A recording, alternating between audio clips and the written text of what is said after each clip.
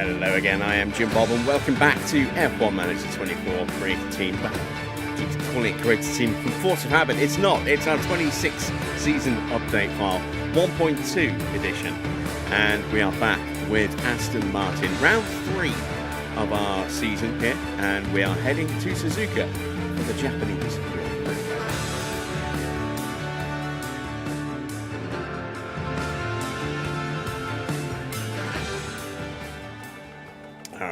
So, we have, let's see, we have arrived at race day. That was nice and handy. So, what is the situation regarding our car and our team at the start of the season? It's bad. It's very bad. But, thankfully, I don't think it's quite as bad as Aston are in real life. Watch the Spa Grand Prix this weekend in Belgium, and wow, Aston were 2 seconds slower than Cadillac in qualifying. 2 seconds!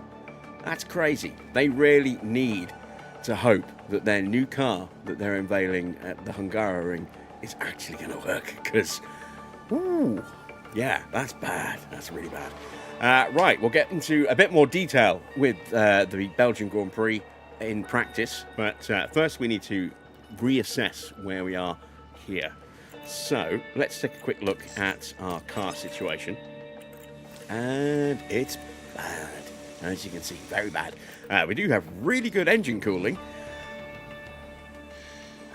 given our engine can't really do that much. I don't know how important that's actually going to be, but I mean, hey, at least we're leading the field in something, I suppose. Let's take a quick breakdown of just how bad every individual part is, because it's not good. There you can see, really, really bad. Really, really bad indeed. Even the Mark II is not great. We have a Mark II front wing, which is a big improvement in terms of downforce, as you can see, at least in the low downforce. But it's still not great. I mean, it's a little bit better. You can see we have 17th in airflow sensitivity and 19th in downforce, as opposed to 21st. But I mean, it's still right near the back, isn't it? It's going to be the same for pretty much every other part, as you can see as well. This is our rear wing that we added that gave us a good bit of extra medium speed and high speed performance, as well as improving our dirty air. Gave us a nice little bit of extra straight line speed and straight mode effectiveness as well, compared to the original spec, and yet it's still really, really bad. And this is going to be the case all the way through every part. The one saving grace is our engine cooling is amazing on the chassis, to the point where we can probably sacrifice a little bit of that maybe on the next one, to try and squeeze a bit more straight line speed out. Here you can see the underfloor, big improvement in the high speed, and pretty decent in the medium and low speed over the original stock underfloor that we had. Again, nice little dirty air improvement of a couple of percent, but we take a look, it's still a really, really, really low total and really low ranking. This car just needs so much work doing to it that I don't know where we're going to be at the end of the season. Hopefully we will have progressed enough to maybe get on terms with the next team above us. We are better than Cadillac, but not by a lot. And that's, I think, possibly down to our drivers. If we take a quick look at the standings, you can see Haas are the next car above us, as our RB. And I don't think we've got anything in us at this point to even think about challenging them. Maybe Williams, if they don't really improve that much this year, might be an attainable target to try and mix it up with, but yeah, it's not good, is it?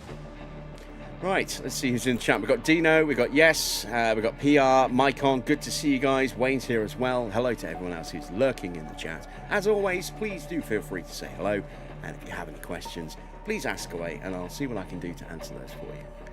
Adrian's here as well. Evening, Adrian. Right, so, quick recap then of where we are. It's not good.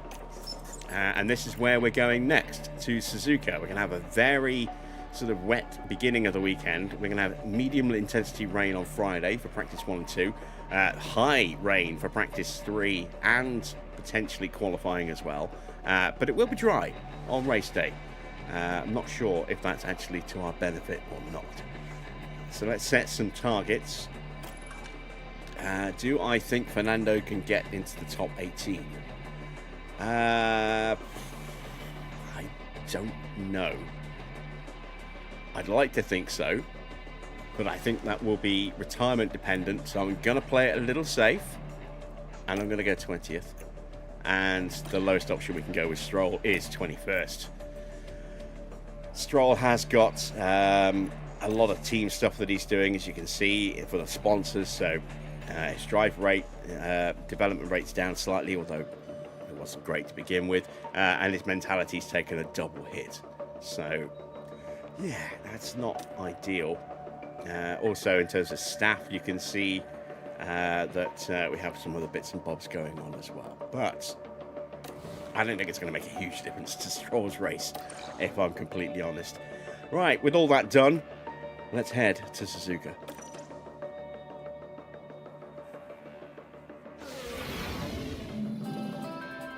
Konnichiwa from the Suzuka circuit in Japan. This unique track is a favourite home for motorsports, and it welcomes us back this weekend. Get ready for exhilaration and speed with the Japanese Grand Prix. A brilliant race from Mercedes in the previous weekend saw the team celebrate with a well-deserved win. Will they make it back onto the podium this weekend? It's shaping up to be a great weekend, so don't go anywhere.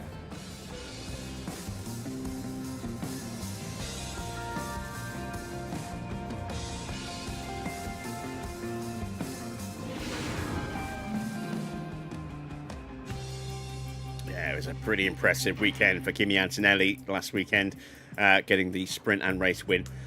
So let us see if history repeats itself, and he now goes on a pretty comprehensive race-winning streak.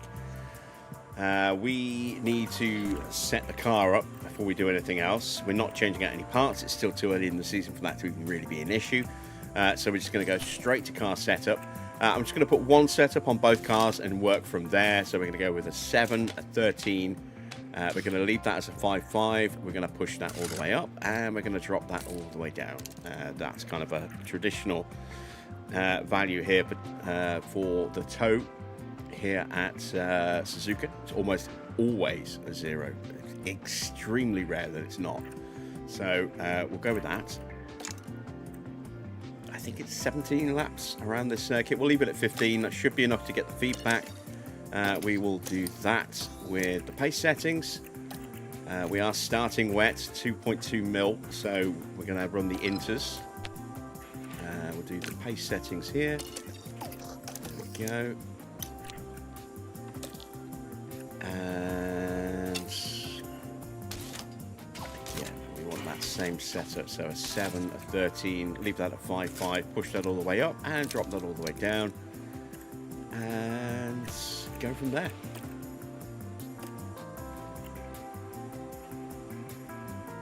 Actually, this is Suzuka, isn't it? So let's give Taito a run. Help boost his development a little bit.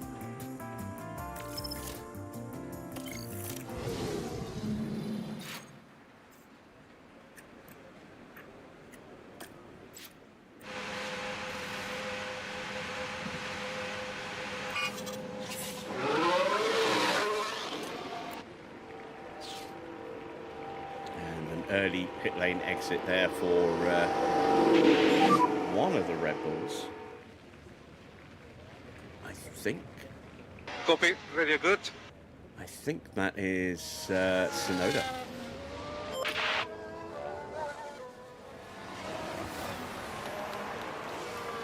No setup for Taito. No, I did Stroll's car, and then I changed the drive route. Radio check.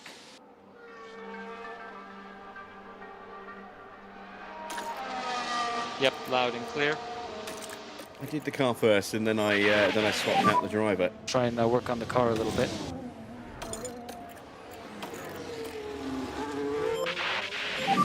Hungary is probably going to be a great track for Ferrari. You would think, really, wouldn't you? I mean, their car's very good in the corners. Just their be careful smaller on turbo exit means curves. that they get much better, acceleration out of those corners. They're a little bit more nimble.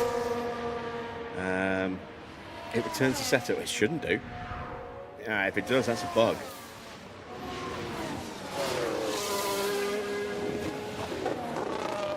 I guess we'll find out when he gets back to the pits, won't we? You got me paranoid now. I'm actually going to call him in and take a look. But it shouldn't do. It should leave the setup as, alone.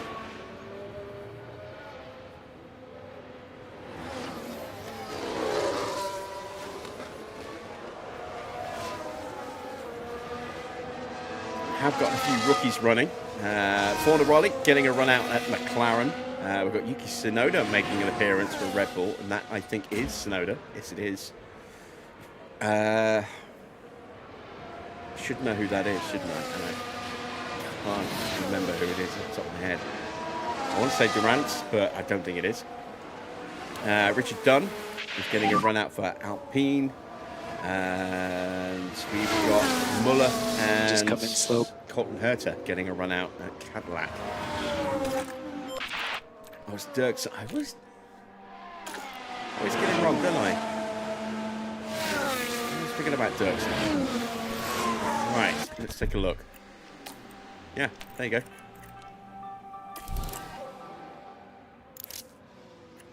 Trying to gaslight me.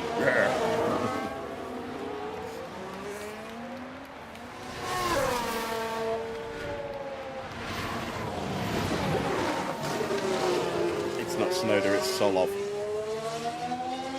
Yes, you're right. You're right.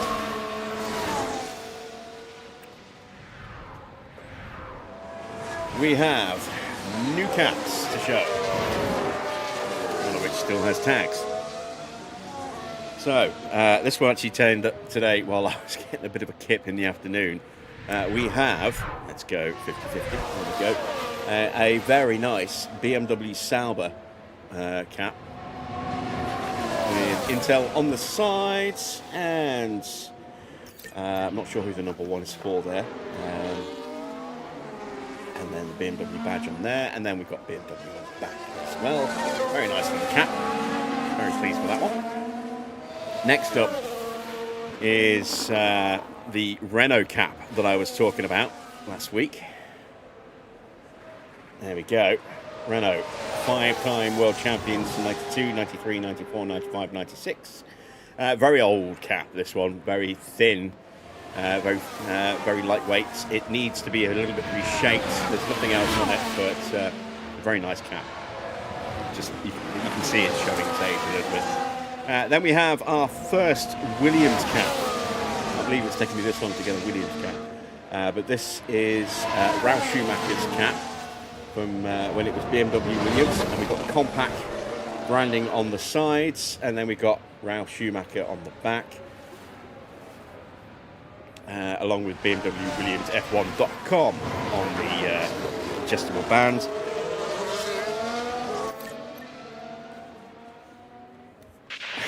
Had to get a brawn Tire cap. temps This stabilized. is the Henry Lloyd, or Henry Lloyd, however you want to pronounce it, brawn cap. And this one still has the tags, as you can see. Of course, brawn only existed for 1 year. And the Red Bull cap. I did say I was going to, get this one, despite my sort of not great love for Red Bull, but I do love this cap. So we've got the Red Bull Racing sort of patch on the side with the Puma logo, and that is a raised stitch logo there. And then we have the bull from the Red Bull ring. Printed on the side here, and then we have the Puma logo on the back and a very snazzy snap fit on the back as well. Not seen one that looks quite like that before. So yeah, I have relented and I have got myself a Red Bull cap, but it's a team cap rather than any driver specific. I try not to go for driver specific caps where I can. I could have got an Alonso Aston cap, but I went for just a generic Aston cap. There aren't that many specific driver caps that I'll go for. Generally, I'm looking for a team cap, but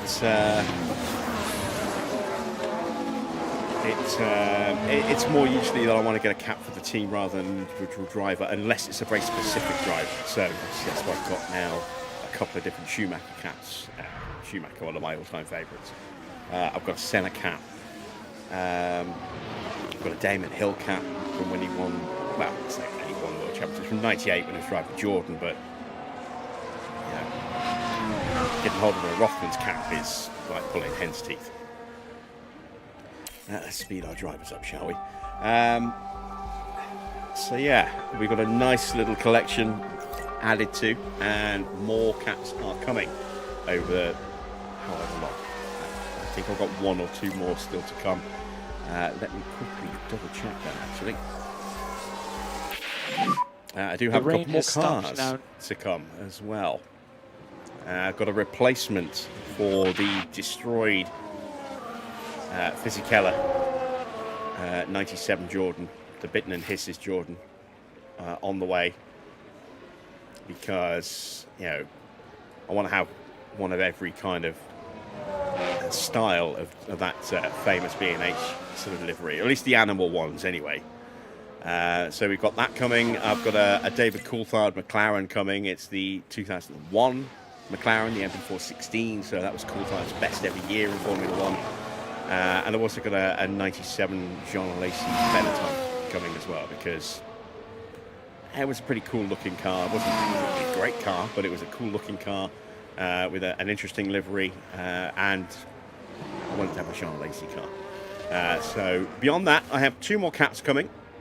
I've got a Lotus Renault GP cap that's on its way. That one is actually, I think, a Kimi Raikkonen specific cap, but I wanted it for the Lotus Renault GP.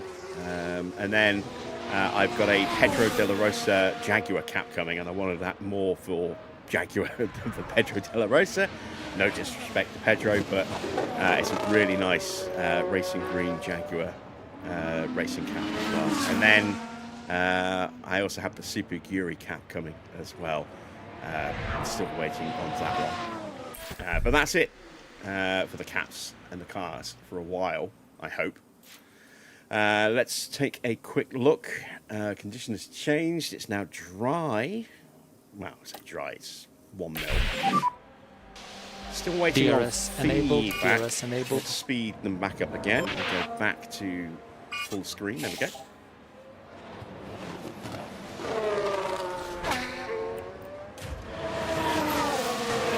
I'm also getting surrounded by Behrman and Gasly.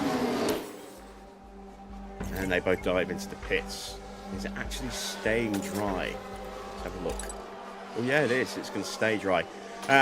We're going to stay out. We don't need to worry about keeping wet tyres alive for the race, so we can just destroy these. It doesn't matter. This is what we were waiting for, getting that feedback in, and then calling the drivers in.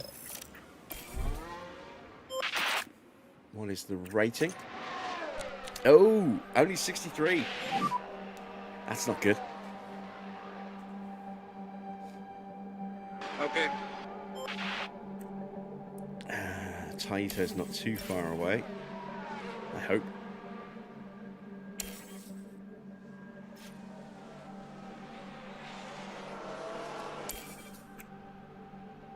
While we're waiting for him to finish off, let's take a look here. Let's try 12.5. Let's go to a 4.6. Oh wow, this is actually going to be one of those rare occasions when that needs to be way up there by the look of it.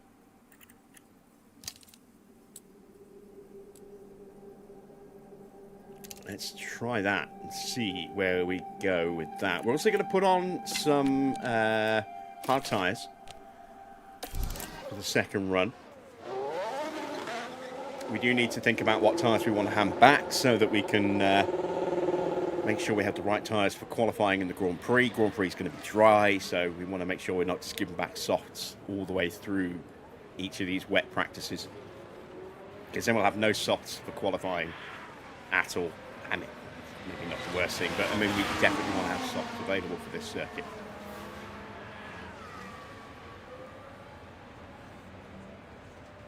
Taito is still yet to give me that last bit of feedback. There it is. How's your It's read all on the straight balance in. and things?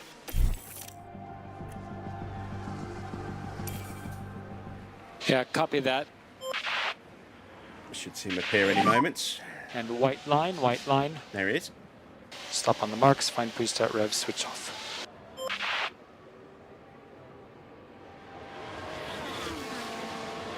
Do you want to do practice on one-time speeder?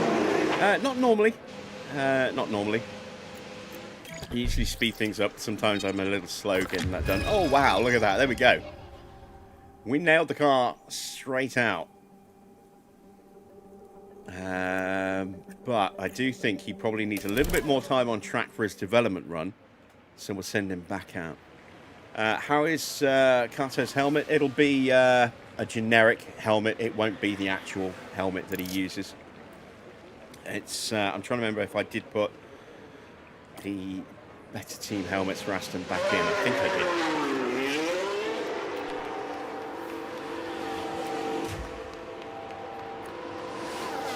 And that is the green and white better team helmets, as found on the Patreon.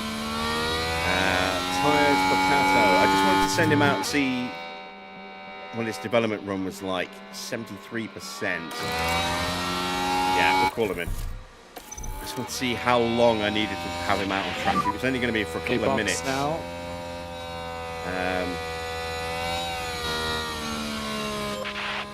-1 is. He's driving under -1.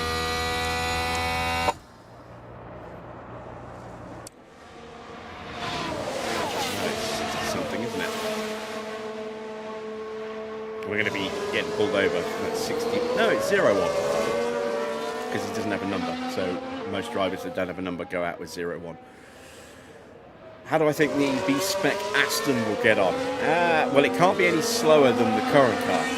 Like I said at the beginning of the stream, they were 2 seconds slower than Cadillac in qualifying. 2 seconds of grip, which is abysmal, absolutely abysmal. So yeah, they desperately need something.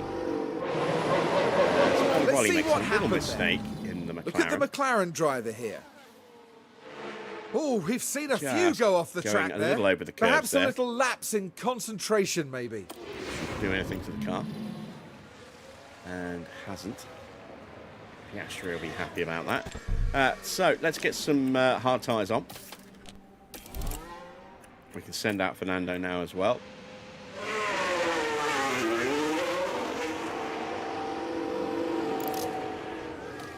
And send Kato back out again.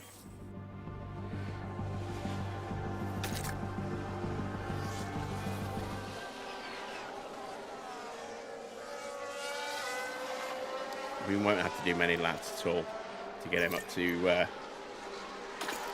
100.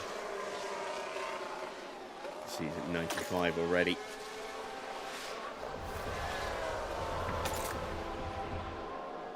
And there we go.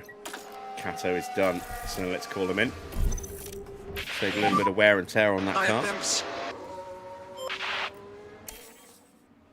Why is my car so slow? Because because it's the Aston car that is really, really slow. I mean, in terms of times here, way down at the bottom, I mean, we are running low pace, low tyres, no battery, and avoiding curves, as we always do in practice to protect the car. So we're not exactly 5 seconds off the pace, but yeah, we're still slow.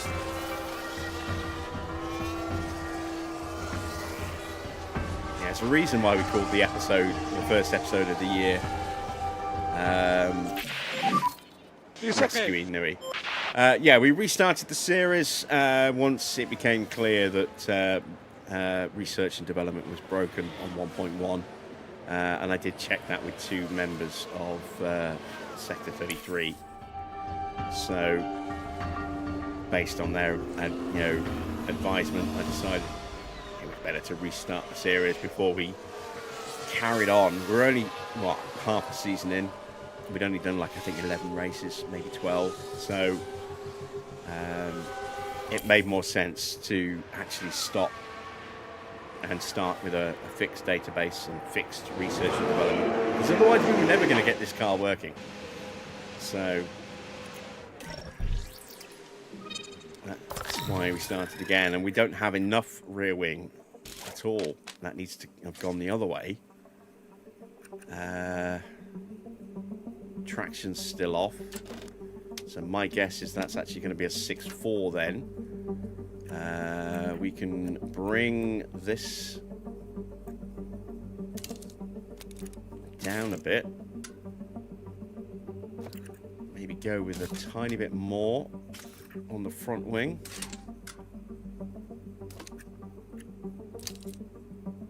If we go with that, that might be good.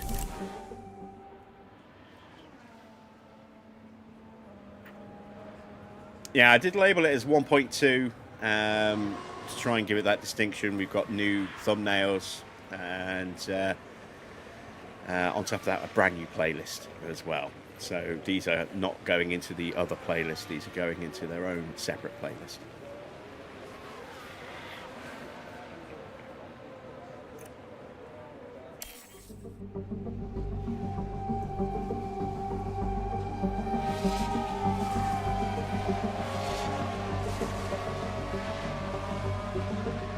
It was not an exciting Grand Prix at Spa, was it? Not really. I mean, there were a couple of moments, but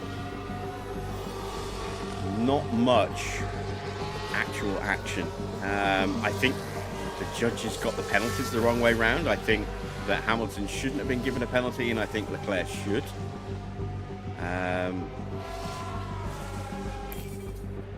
I think, as was indicated by Jolyon Palmer, I think the main reason Hamilton got his penalty was because George ended up retiring. Whereas I think Leclerc was a little bit more egregious. I don't think there was really anywhere for Hamilton to go. I think that was more of a racing incident, and I think Leclerc was overly aggressive. I did wonder if he was going to do that to Lewis as well when Lewis tried to get past him, and Lewis bailed out pretty quickly. But yeah, not a particularly exciting race. I thought what Red Bull did in qualifying was fantastic, because when you watched just the broadcast cam, for all intents and purposes, it looked like there had to have been a big lift from Verstappen going through Blanchimont, but when you watch the onboard, they got that perfect.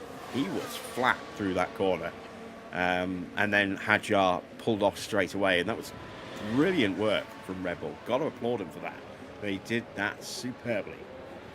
So yeah, big respect for the team and for Hadjar. That's a tricky thing to get right, and he got it spot on. And Max had faith in him that he would get it spot on, and it worked to perfection. And you could see that watching the Ghost lap when they compared Max's onboard to Kimi Antonelli's pole lap. You could see just how effective that slipstream was. Brought him right back within fighting distance. Right, practice 1 is done. We've made some tweaks, we've made some changes. One car is already set and ready. That's Stroll's car, so all he has to do is just get in and drive it around for a few laps, and that's it. We need a little bit more time and work on Alonso's car, but we're getting there. We're going to take a quick break, and then when we come back, we will crack on with practice 2.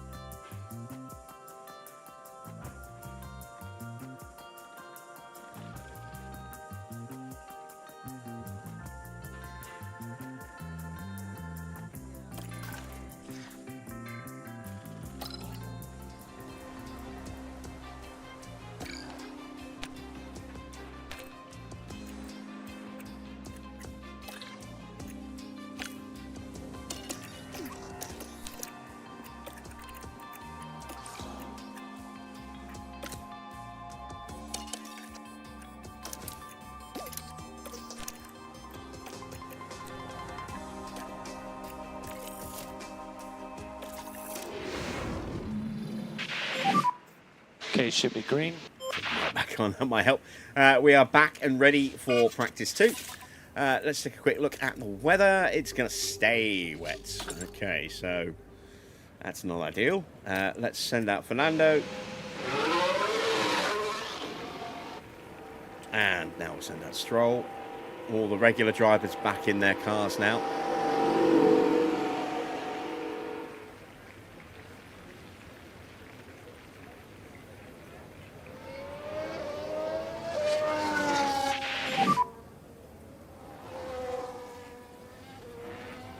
Copy.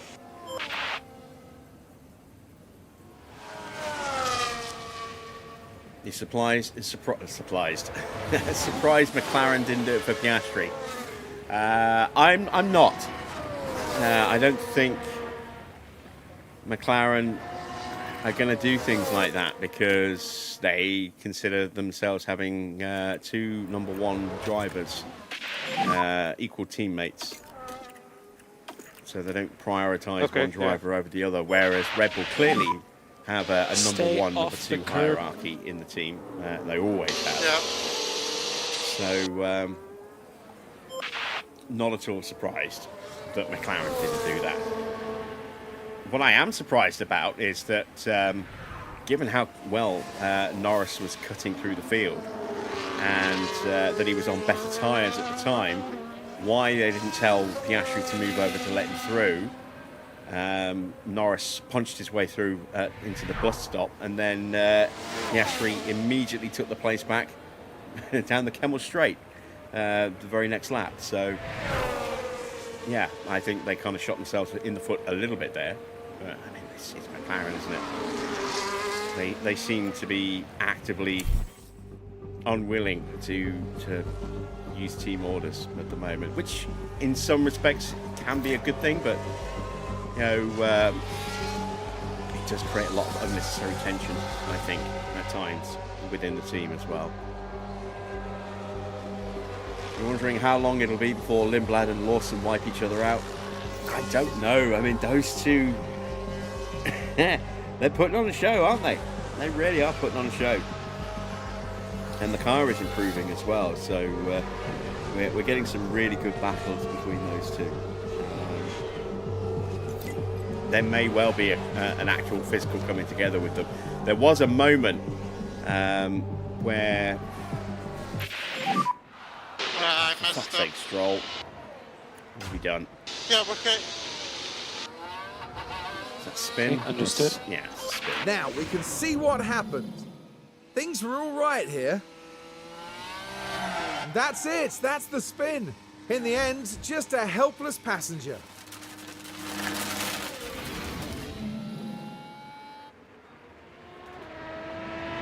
A helpless passenger and a feckless driver. Oh my god. Why do I still have Stroll in the car?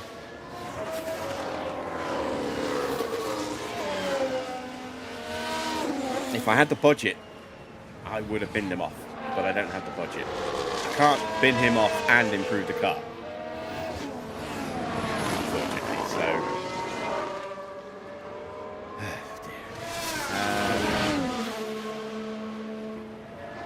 Where was I? Yeah, there was a moment in the Grand Prix at Spa where Lawson and Lindblad did almost have a coming together, I think through Stavlo.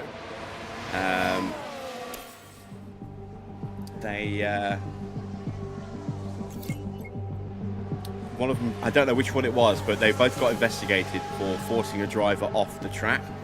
And that was when that VSC came out to very quickly to scoop a load of gravel off the track. That's what caused it. It was those two. One of them pushed the other one off the track a bit into, through Stavlo, and it spat a load of gravel onto the track. But I don't know which order they were because they never showed the replay of it. So right, we have feedback from Fernando, and we've improved the car, but it's still not close to where it needs to be. 88%. Let's call him in.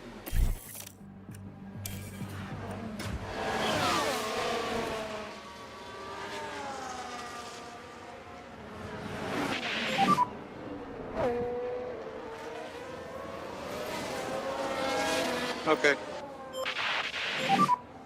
Brilliant.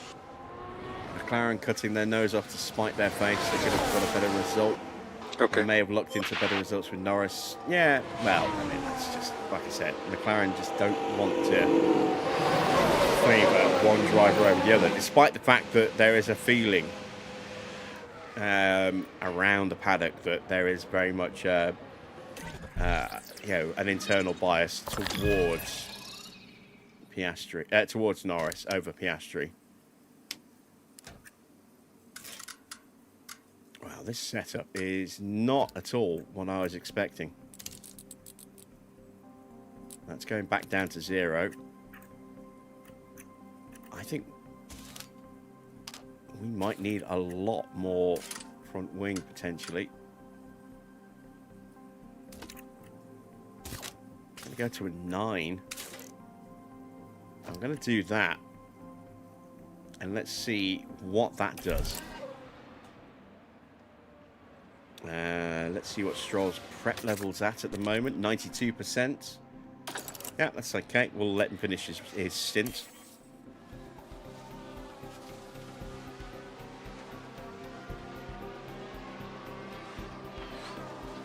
Does it run very slow in practice at the street circuit? No, it doesn't. Not really. Drivers will generally... I mean, I don't know how much of that is down to realistic racing or how much is just down to, you know... drivers just not being overly aggressive in practice, but yeah, it doesn't seem to be an issue.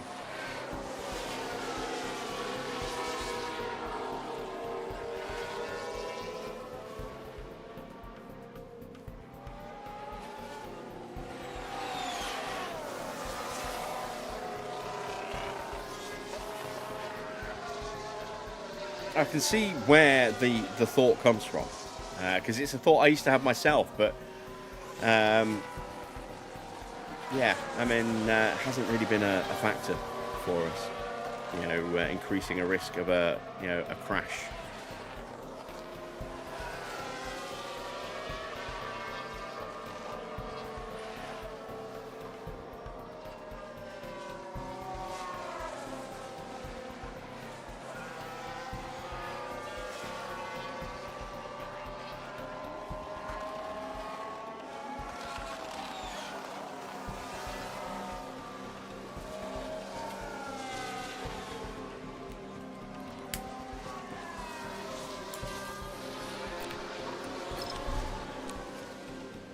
So we're at 94%.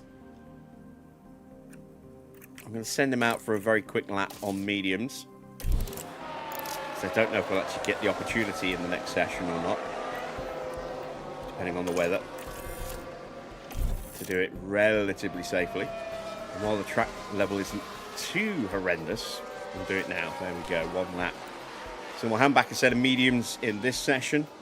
I want to keep 2 sets of mediums for the Grand Prix, so it'll be just handing back softs in the next session. Oh shit, I didn't send Alonso out. It's too late now.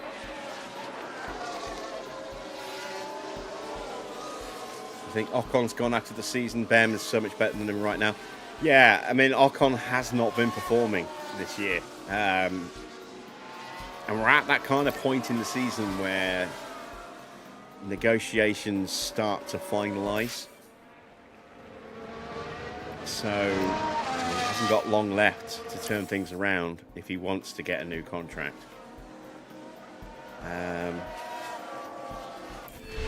You think Kamara's going to be there? You think Rafa?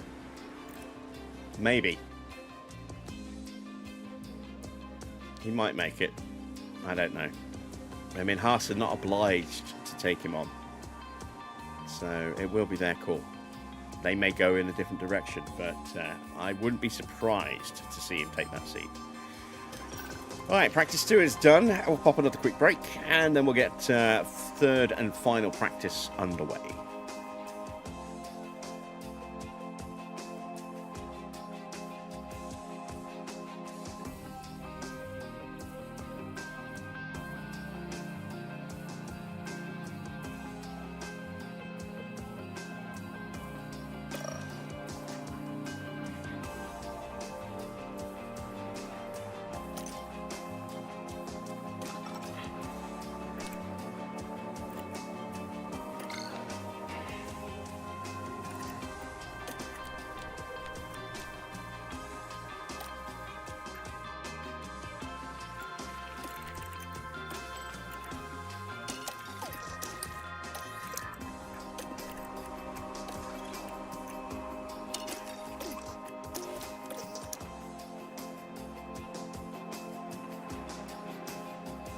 Okay, Kirky.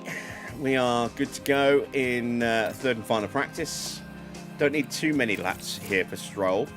Just enough to get his racing. Not should be the racing, green light. his prep level up to 100%. Alonso, we need to finalise this run to see if we've got that setup nailed. We're getting close. Be interesting to see what Red Bull do when Solid wins the F2 title. It doesn't have to go straight to Formula One. Okay, I mean, they just, could do what get a they did little with break Lawson. temp. I mean, I know Lawson didn't win the title in F2, but they could send him over to Formula 3000. Copy. Super Formula in Japan and get him racing there for a season. They might just run him as a reserve for a year. Just because he's going to win the title doesn't mean he's going to get, a seat. We've seen a lot of recent champions not get their opportunity. And Oscar's made it onto the grid, but I mean, he didn't do it with Alpine. He did that with McLaren. After that was Felipe Drugovich. Drugovich didn't get anywhere near a race seat. Then it was Théo Pourchaire, got nowhere near a race seat. So, or is it the other way round? It might have been the other way round. I think it was Pourchaire, then Drugovich. But yeah, neither of those two got anywhere close to a race seat. So, I mean, there's no guarantee. No guarantee at all.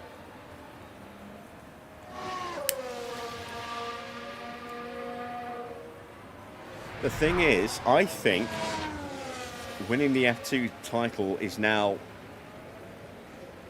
maybe slightly more detrimental. Depending on who you are in the academy with. I think who you're representing as an academy driver is more important these days. So, I mean, if you are in a team that has a path to getting you on, or, the team is going to, put you in a car no matter what, you just need to get those super license points. Like Colton Herta, who is very blatantly going to be replacing Valtteri Bottas at the earliest opportunity. I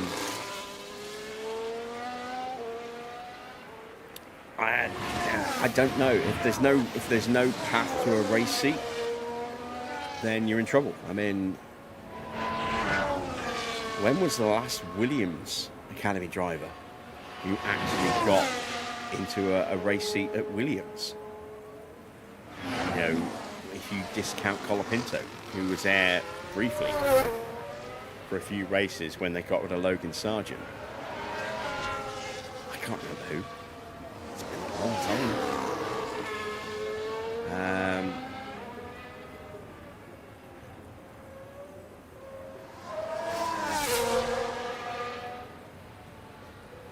I mean, Aston, they're not going to get rid of Stroll. Alonso is yet to decide whether or not he's going to stick around, and if he doesn't, they're going to want to get a top driver in there to keep the team looking semi decent. Because Stroll's not going to be, a great team leader. So that's another team that is kind of wiped out. Can you see a Williams Academy driver coming in and taking a seat away from Albon and Stroll? Albon and Sainz. Not if they decide to stay at the team. They're not going to drop one of those two over a rookie. They're only going to maybe consider bringing a rookie up if one of those two walks away from the team. Ferrari, there's no path to a Ferrari seat for at least another season. And then that's tied up by Behrman. And it's unlikely Leclerc's going to walk away. So Stay off. you've got the curb, loads it of unsettles drivers the that car. are on Ferrari's books. And one seat that is maybe going to be available at the end of next season, maybe the season after that. And they can try and get Haas to take a driver or two, which is what they've obviously done with Ollie Behrman. But again, there's only 2 seats in that team, and they've got a lot of young drivers that they want to try and elevate. So where else do they go? Red Bull have got 2 teams, but you know, if Max stays with them, one of those seats is always going to be his. So then you have 3 seats that are potential question marks, but you've got 2 very highly rated rookies already in Hadjar and Lindblad, and you've got Lawson, who's actually driving supremely well this year as well. Does he then lose his drive despite having a really strong season just to make way for Solov, who is unproven in Formula One? You know, I mean, it's so hard to get on the grid. It's so hard to get on the grid.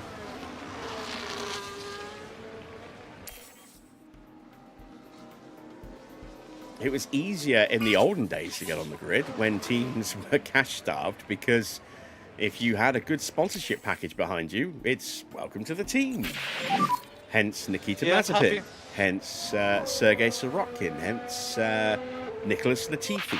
They all brought big sponsor packages with them. You know, and if you go back beyond that, you know, Perez started with a big sponsor budget. Pastor Maldonado brought a massive influx of Venezuelan money. You know, it's less of a factor now because teams don't have those same financial constraints, same financial worries that they did. You know, even 5 years ago, 6 years ago.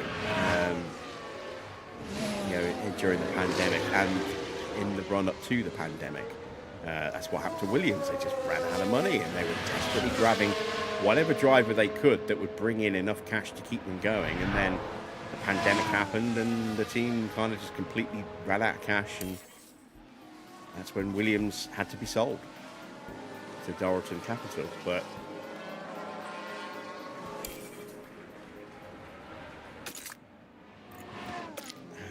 92 was still not close. That's got to be a change to the roll bar then. Roll bar's got to be a 7.3. It's the only thing I can think of. Okay, copy. Understood. So yeah, it's not a guarantee that Solov's going to get on the grid by any stretch of the imagination. And if they do bump Lawson to make room for him, I think that would be brutally harsh. I really do. I mean, the only way I can see them not having to sacrifice Lawson, because I do think it will be Lawson that gets sacrificed, is if Max walks away from the team and they decide to promote Lindblad alongside Hadjar, and then free up that seat there. Whether or not that's going to happen or not, I don't know. And would they run that risk of Lindblad and Hadjar as their number 1 drivers? Or would they want to have, you know, a highly talented, you know, George Russell or Oscar Piastri go into that team to fill the vacancy left by Max Verstappen? Because you've got to imagine that maybe one of those two is going to get displaced if Max rocks up, you know, somewhere else on the grid. Because they're pretty much the only 2 teams that are really going to make that move for it. Unless he goes to Aston. And with Aston's car the way it is, that ain't happening anytime soon. Okay. Set at 100 is making Stroll faster. I don't... Yeah, I mean, it certainly contributes. It certainly contributes. I don't think that's necessarily the case, but...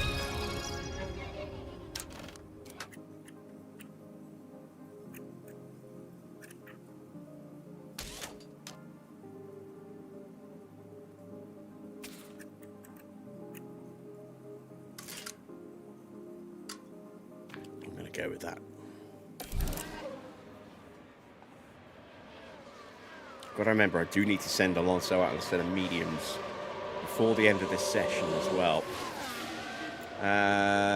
Let's Stroll should be at 100. Oh, he's not yet. He's still at 98. Should have been at 100 by now. He'll get there.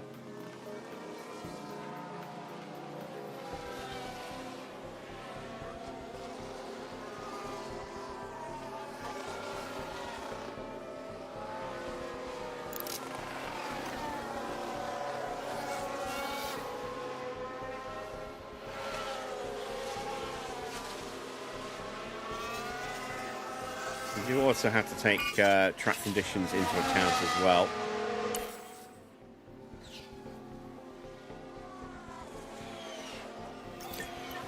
Right, with the track now 2 mil wetter, there's no way that Alonso is going to beat Stroll's time now. Not unless the track dries dramatically, and yeah, it's not going to happen.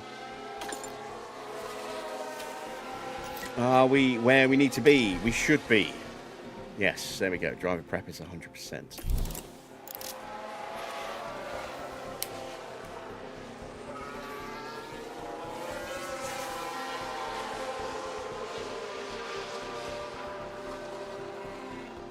If the Facepack Aston isn't any good, no one will want to go there.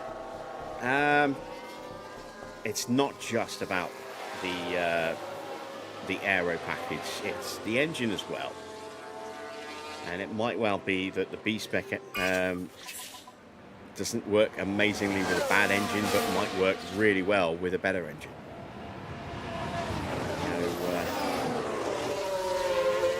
It shouldn't necessarily be that way, but it might end up being that way. So the B-Spec is all about just trying to make some aero improvements, but if they get a B-Spec engine working really well, then they can maybe then refine the B-Spec aero package around it and make that an even better car from an aero point of view. It is shockingly bad, and it's kind of amazing just how bad, it's been able to get. Like I said, when you're being out-qualified by 2 seconds around Spa by Cadillac, that speaks volumes. There we go. We finally nailed Alonso's setup. We've got it spot on. Well done, guys. Very good. Happy. We have at least cheered Fernando up a little bit. Right, let's get him out on those mediums for 1 lap.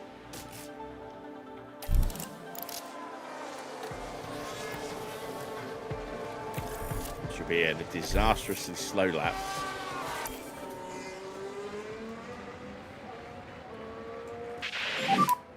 Understood. Oh, look at him crawling around.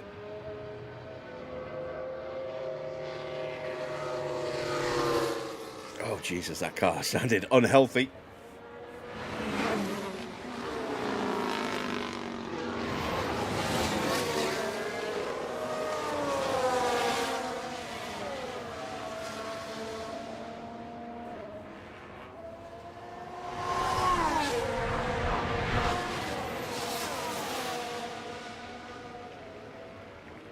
You've never seen a team balls it up as bad as Aston have. Also with Newey going there, but with the jinx Alonso has with Honda. I mean, it depends what you mean by expectation. I mean, internal expectation, yeah, they would have expected better. But again, mitigating circumstances. If you want to talk about internal expectations, I point you at another kind of Honda project, but not really technically fully a Honda project, at least not straight away. BAR came in and proudly, insisted they were going to win races in their debut season, and well, yeah, just look how that turned out. That car was awful in season 1, ugly as well with that horrible zipper livery, absolutely disgusting. I keep seeing one of those cars popping up on eBay, and I'm like, do I want to get one of those? And I'm like, fuck no. No. I mean, from a historical point of view, maybe I should get one of those, but I mean, I don't think I could actually look at it on a shelf without throwing up in my mouth a little bit every day. So, yeah, there are no plans for me to get a BAR 01.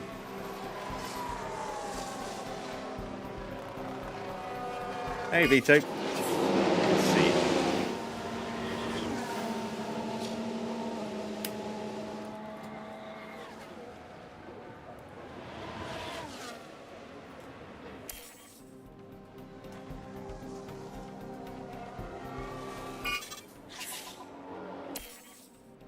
Would I class it as the worst livery ever?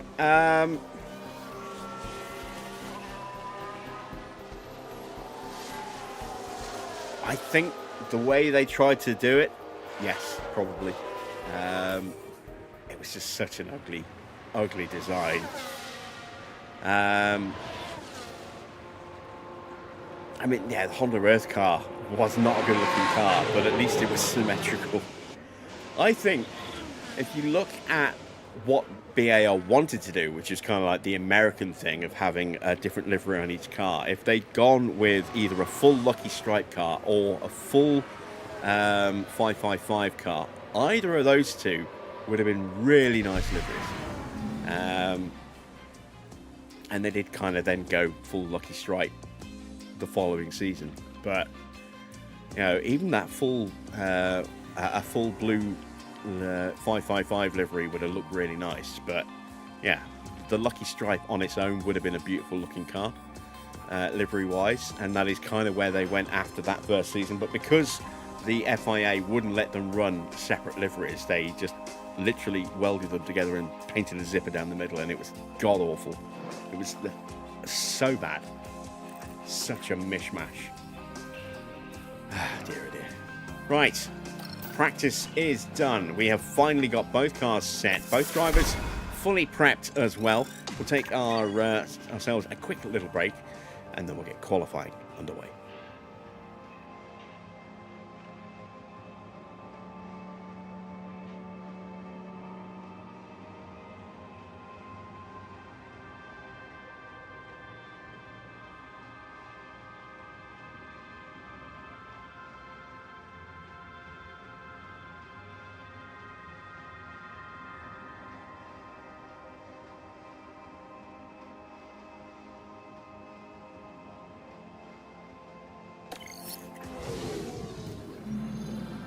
Our weekend continues with qualifying, as the drivers fight it out for a strong grid position. Drivers need to get into Q3 if they want to make the top half of the grid. With only 10 slots available, it's a fight nobody wants to lose. There's Red Bull's driver there getting ready for today's session. What have you made of them recently, Karun? Looking at the lap times, we saw a real lack of pace from them in practice. They never looked quite comfortable with the setup, and they'll need to try something new for qualifying if they want to get past Q1. Buckle up then, folks. It's almost time for qualifying.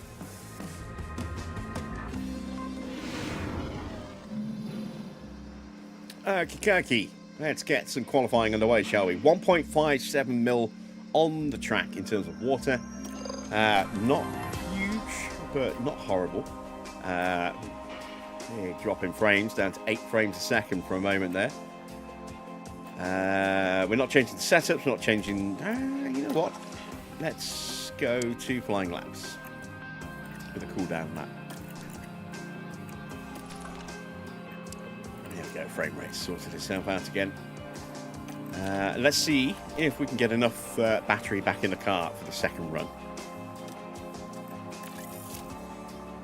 It also depends on what the weather's going to do. Let's take a quick gander. Oh, it is going to get worse. So doing 2 laps might be a good idea. It might be a terrible idea.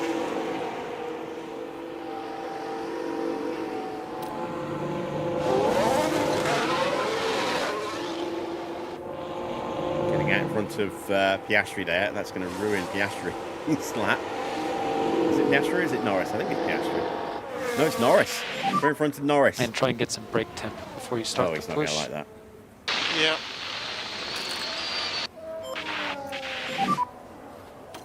Probably not going to do a lot of favours, let's be honest. Copy. We'll see. Kick salvo was a bit crap too. It was. Yeah, but...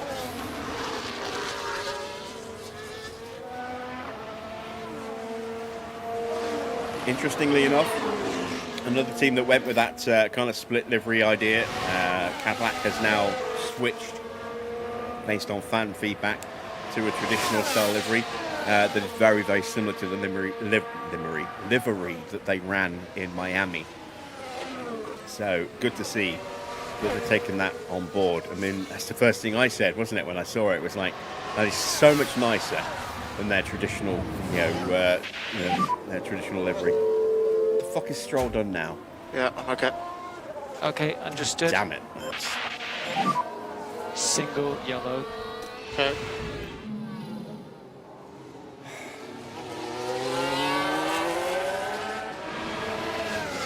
I made a mistake. Yeah, I made a mistake by not sacking you the second I took over.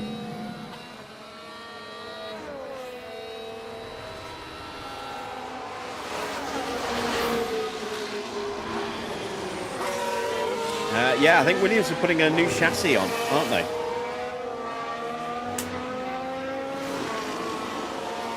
Got a little infestation of moths over the weekend. I'm slapping them wherever I can, but I think I missed him that time.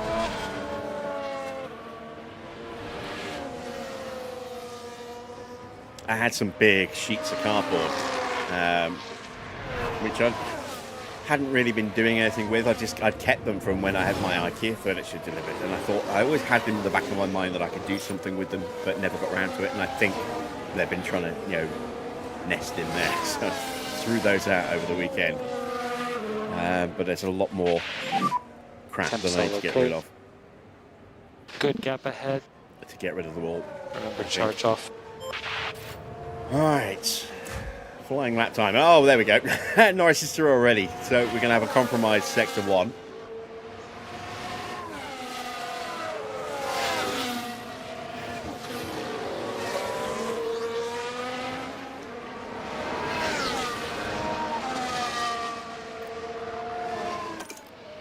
I'm going to take manual control.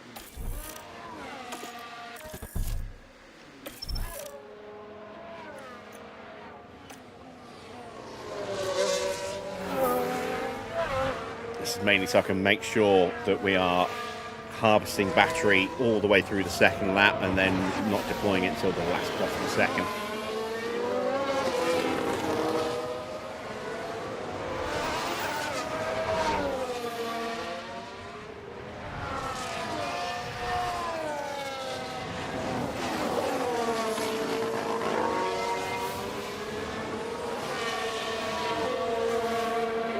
Yeah, I know I could go in the editor and I could get rid of Stroll that way, but I don't really want to do that. I don't have anybody lined up to come through, and I mean, it was never my intention to do that last season, but the fact that we signed Ricciardo and had him on the books opened up that opportunity. We don't have Ricciardo at the moment, and Okay. last thing I want to do now is sign Ricciardo specifically just to do that. Copy.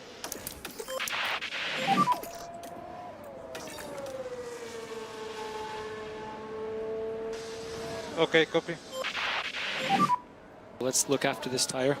So, I mean, if I'm going to replace him, I'd like to replace him with somebody who actually is going to keep the seat rather than somebody who's only going to be there for a few months. Yep.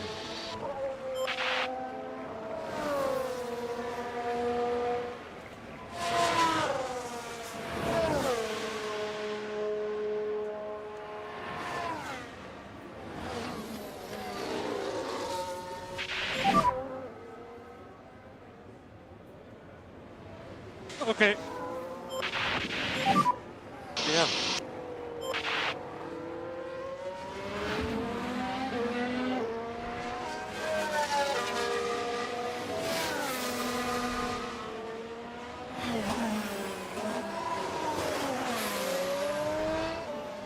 All right, track is getting a little bit better, I think. We've certainly got heavier rain coming in a few minutes, so let's see if we can... is that Stroll again? Fucking hell, it is! What the hell? Jesus Christ. Round the spoon I was curve. half joking when I said it's that Stroll again. Oh, and but nope, they need to be watching it was those not track actually limits. a joke. It They've turned gotta out be to careful be and Stroll watch the making car yet there. another mistake. My God. The ineptitude of this guy is so frustrating.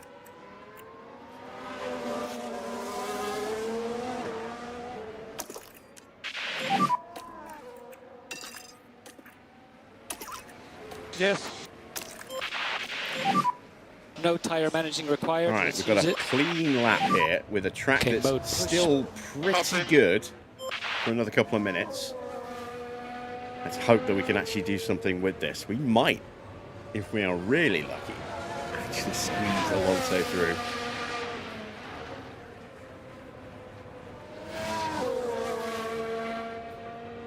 I hold no hope for Stroll whatsoever.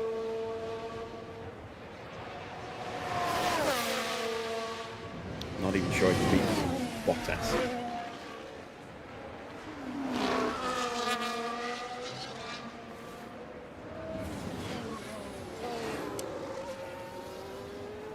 Alright, not a particularly good first sector for Fernando, but we were a little slow getting the battery deployed. So that might be the reason why.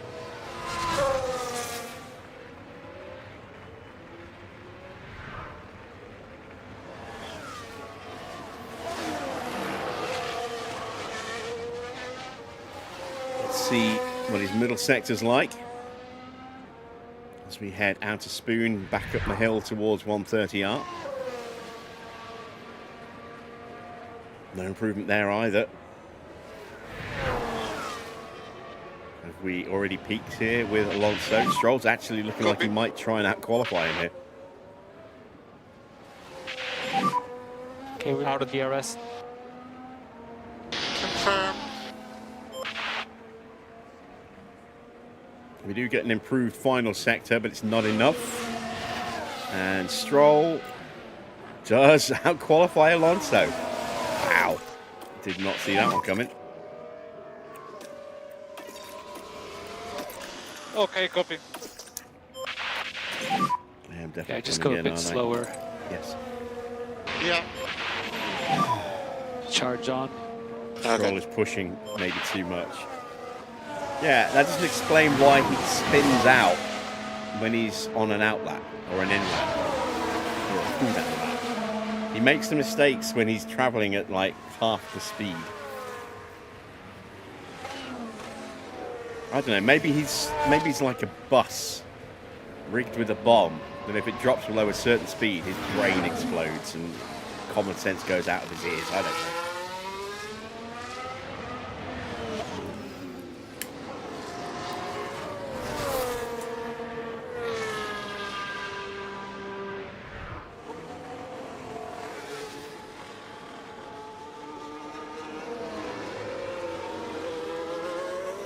But we've done the best we can.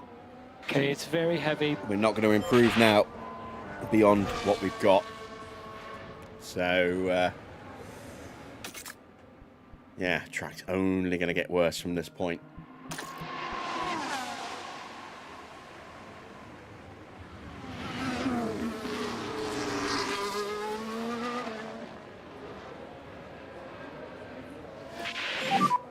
Whoops. So the question now is, can anyone else escape the drop zone? I don't think they can. Boxing.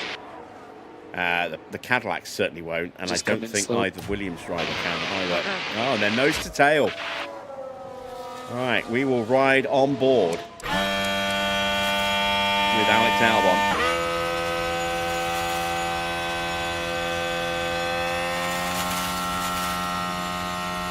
And let's see if he can out-qualify Sainz and escape.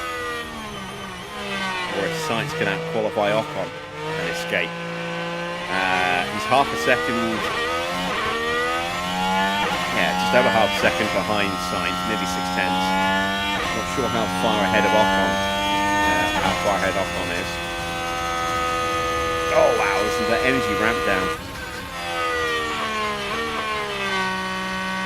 Some of that will be, I think, possibly down to being in Sainz's wake there. Not being able to fully attack the car, the corner because of the car in front.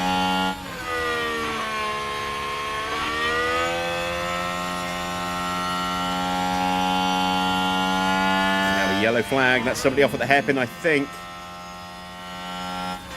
It's one of the RBs. There's been a crash. Yep, it's Lawson.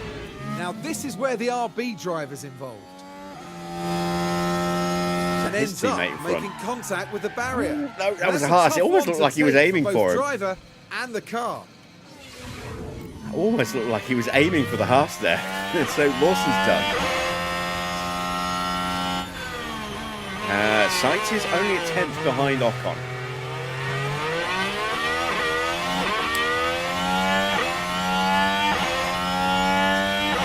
But he's not improving.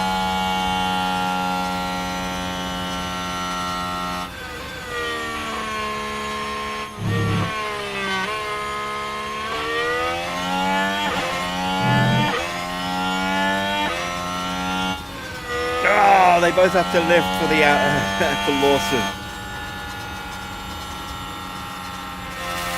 Neither of them are going to make it.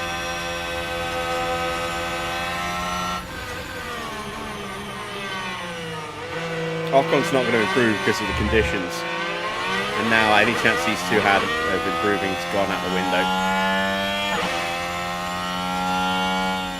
And there we go. It's over. And that's it. That's the end of qualifying. For us, anyway. Well, for everybody, actually, in this session. So it's going to be Sainz, Albon, Perez and Bottas joining us. So both Williams, both Astons and both Cadillacs will be eliminated from Q1. Let's speed things up.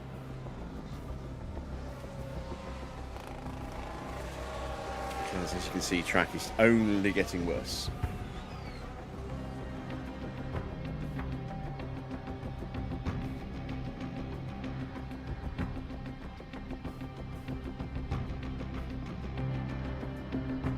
And there we go.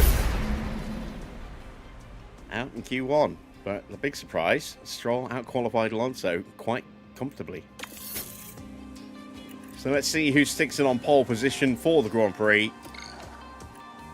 Oscar. By half a second almost over Max. Then Norris in P3. Leclerc P4. Russell 5th. Antonelli 6th. Then Hamilton, Hadjar, Hulkenberg and Lawson. Wow. Okay. In Q2, it was Behrman, Colapinto, Gasly, Lindblad, Ocon, and Bortoletto who were eliminated.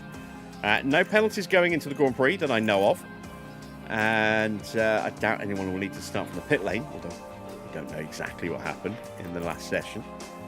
But let's see. Let's check the amended grid and see what happens, shall we?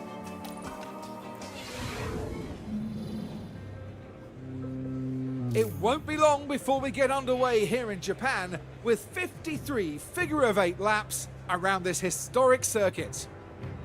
Anything can happen at Suzuka, as Kimi Raikkonen proved in 2005. The Finn battled all the way from 17th to win. Will we see a similar show of will and talent today, I wonder? Suzuka is a high-speed, high-downforce circuit with unpredictable weather. Drivers need to have total trust in their cars to make the most of this challenging figure-of-8 lap. Here we are, folks. We're back for another day of scintillating F1 action. It's race day.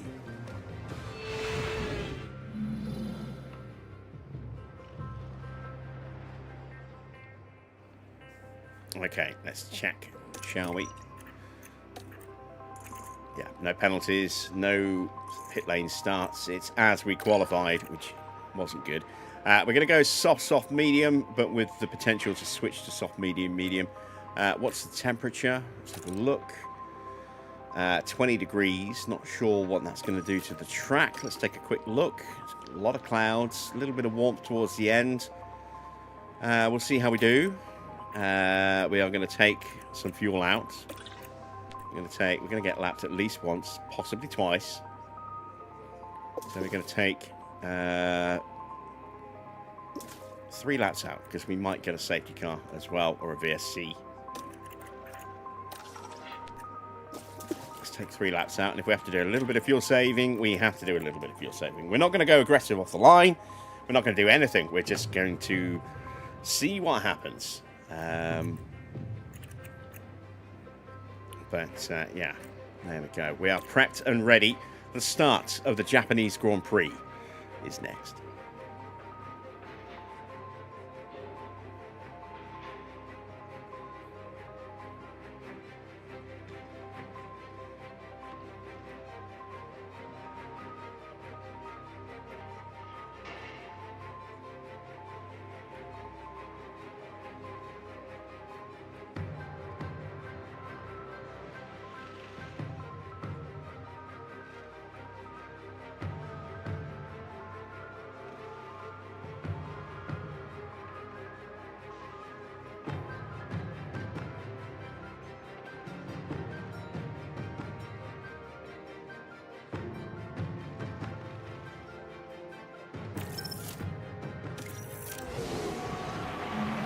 Welcome back, everyone. The final preparations are now being made as we head into the race.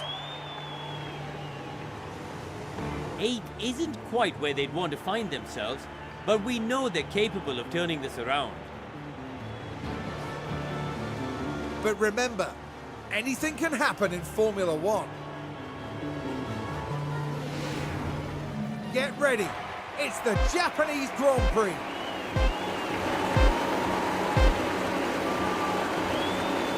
It's lights out and away we go. We're off. Last time I raced at Japan, do I remember deployment? Yes, I do remember it was really bad, which is why I'm not pushing near at the start.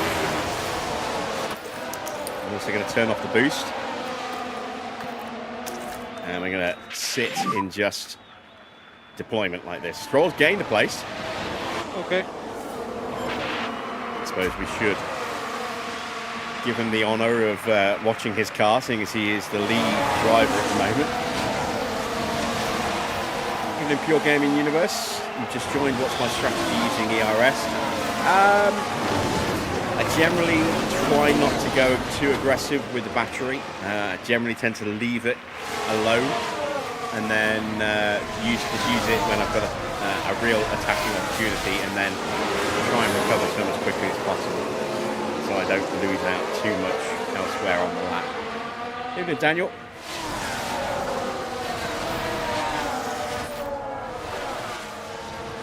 Alonso has been overtaken by Valtteri, and there goes the Williams flying past us.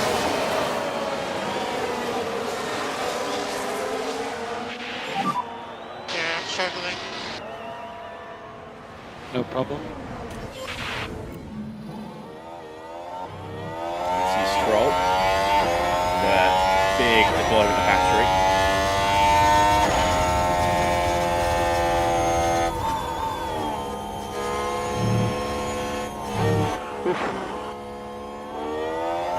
Yeah, Japan's horrible. At least last time we were here at Japan, it was horrible. But we were using 1.1.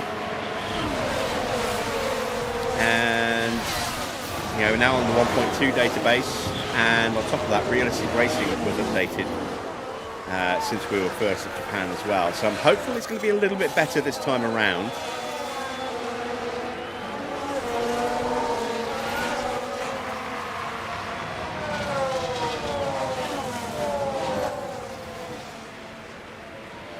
And there goes a big boost of battery from Carlos, a little away from us. Alonso having a little look at the back of Valtteri there.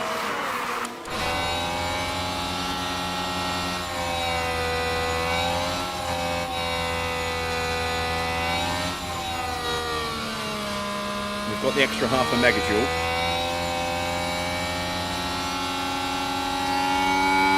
So we're getting overtake mode. Stroll doesn't catch up, he won't have it next lap, and Alonso will.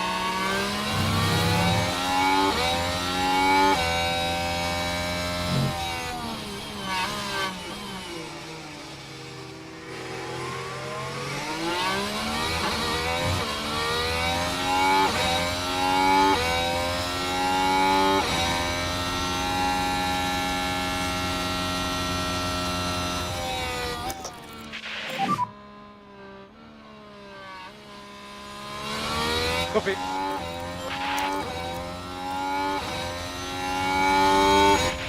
Perez gets past Stroll, or at least gets alongside him. I think he's actually got through. We're just slow as We'll Yeah, just he did see get what him. we can do. We might get him back at the start of the lap here.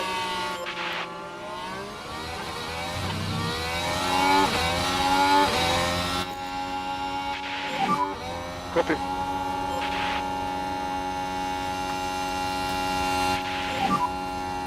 We've hit our speed limit. Ran out of juice. Okay. But Stroll did get back through. Okay, good job there. Sainz is the car ahead. Gap is 2.8.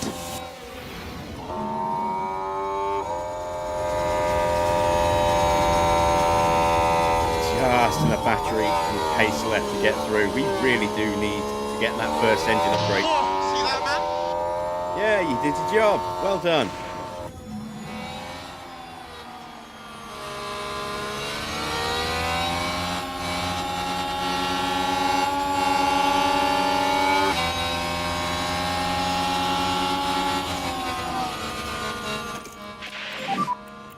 Yeah, difficult to get close, man.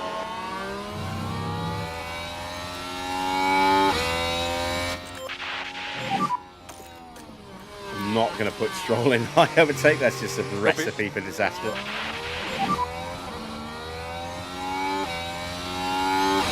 Copy.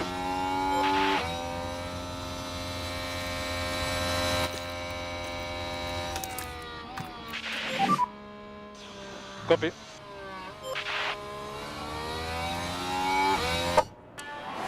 So Stroll is already over 4 seconds adrift, 4.5 seconds adrift, as Perez is going to have another look. Has to back out of it. Max moves ahead of Charles Leclerc. Leclerc is still just about there. Only hanging around the outside. Really have to back out of it. He gets pushed off slightly and Max is through. Norris in third, Piastri is fourth, and it's Antonelli in fifth. That's the breakaway 5. A little gap back to George and Hamilton in sixth and seventh. Hadjar's eighth. Also, we need to activate the actual proper wings.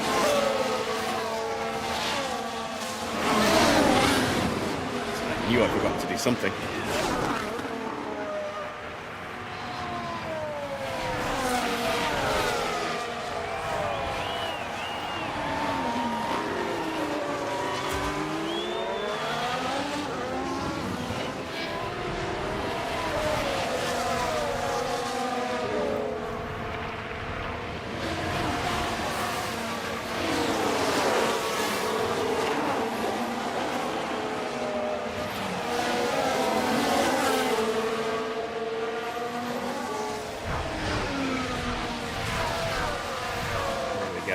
Proper wings active, and also active front wings now.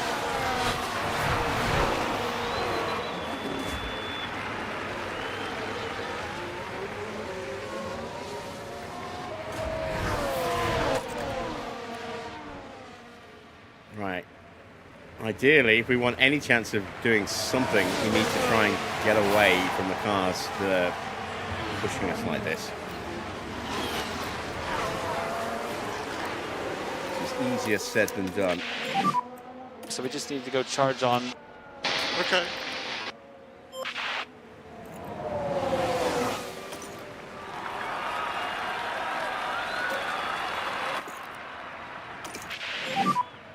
Okay.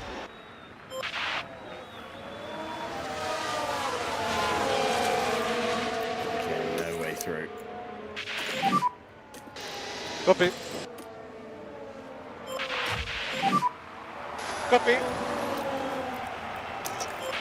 All right, Perez has dropped Road back push. a touch and is now being really pressured by Albon, so we're going to try You're okay to push now. break away.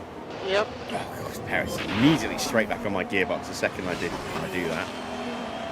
But we need to try and break away a little bit if we can, so that we get that clean air and not have to drive in a defensive manner. That's hurting our pace more than anything else at the moment. You can get that gap over a second and just make the clean break. In theory, Management's good. we should be able to drive a little bit quicker, but we're not going to shake Perez, at least not with Stroll. If it was Alonso, maybe.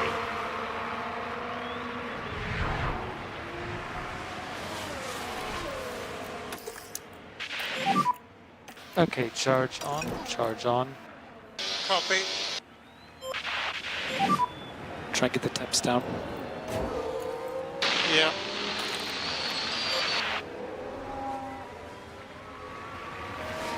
So we can keep as much energy in the car for next lap as possible. We're not going to have OT next lap. And you see we just lost it because we're outside that 1 second.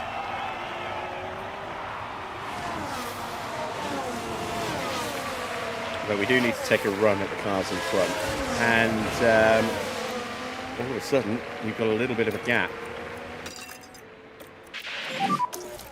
Okay, mode push, mode push. Can we build on that? Yep. Charge on, charge on. Yep. So Perez now having to really keep an eye on Albon behind him.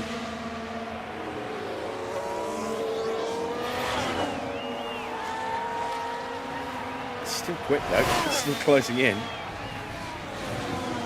at places, although now that gap briefly went to 2 seconds.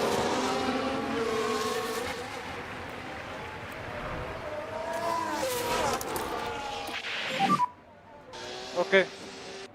You can see Valtteri's now joined that fight as well. And Perez is staying out of range, so Stroll's pace will hopefully start to pick up just a little bit.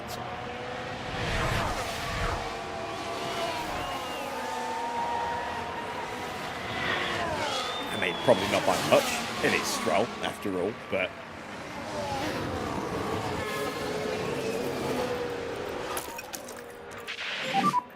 Let's use that K1. Copy. Copy. If we can break and clear, which we have done, Got no DRS. we should be able to stay clear. That gap's now 3.5 seconds. Charge on. And Alonso having a little look at the back of Valtteri. Not able to get through. Yeah, copy.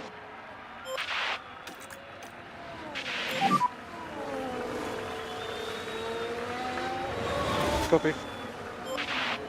But Stroll now nearly 4 seconds clear. Bortoletta's got some damage.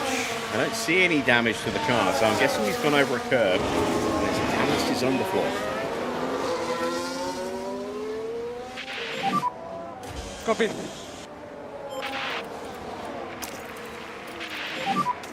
Okay.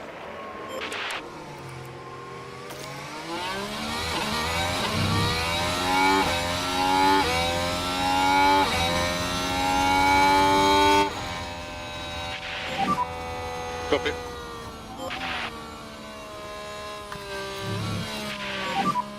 Copy. And there we go. We go around the outside of Valtteri. Albon's picked up Perez.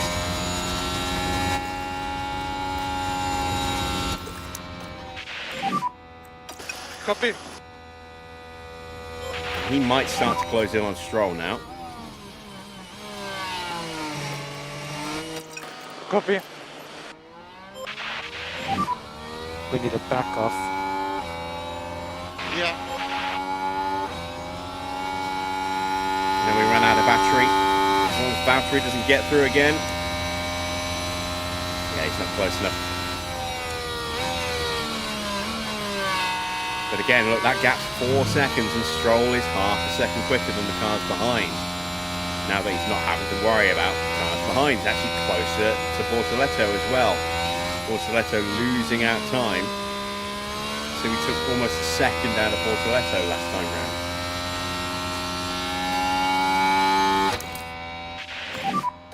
Copy.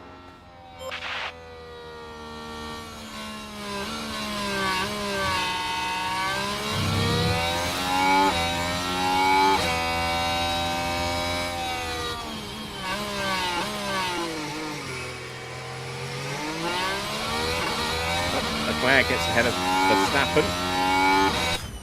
Wow, they're at the triangle already, but we haven't even got to Spoon yet.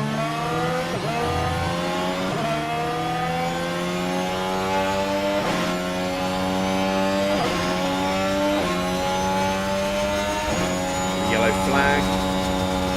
Somebody's made a mistake. It's now been. It's Colapinto. Copy. So here we are following the Alpine. Things were going smoothly. And there's the lockup. By that point, it was just too late. Yeah, that's a pretty big lockup.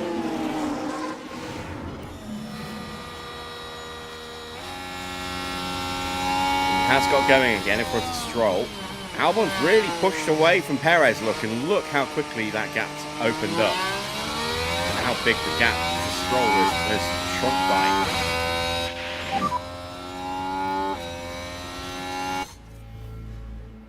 And we've left Valtteri behind.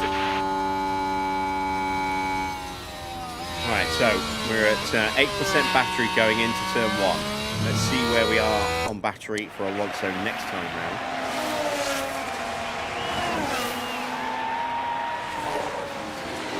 And Albon's now caught Stroll, which means Stroll's going to start to lose time again.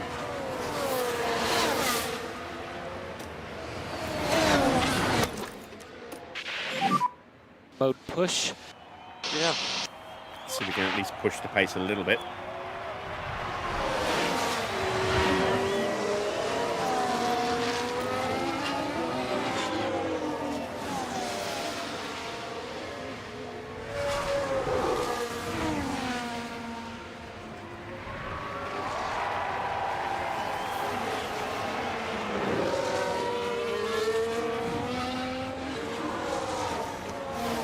Right, Ocon gets ahead of Lawson.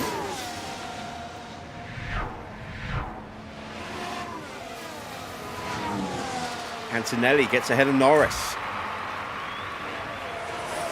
So, Kimi up to P3. Hamilton has cleared Russell and has joined the back of the two McLarens. And so's Hadjar. So now we have a top 8 kind of situation. If Antonelli can close it to the front 2 and bring the others with him. At the moment, 3rd through 8th all in a very close train. Albon gets through. We ran out of battery. And Alonso's battery into turn 1 was about 14%. So we are actually recovering battery. And we've caught Perez.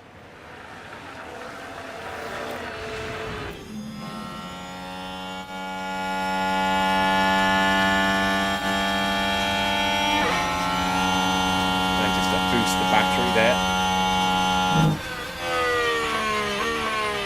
We had nothing to defend with because we had no battery.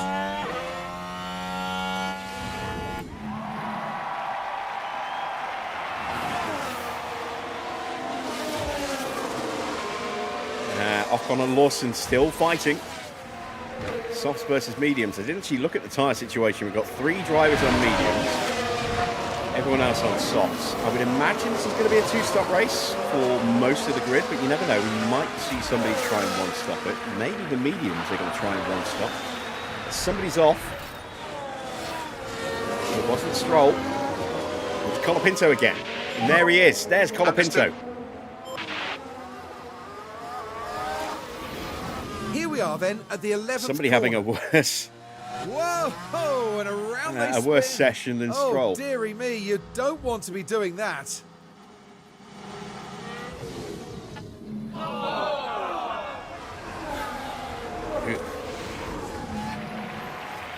Really bad frame rate for a second then. Right.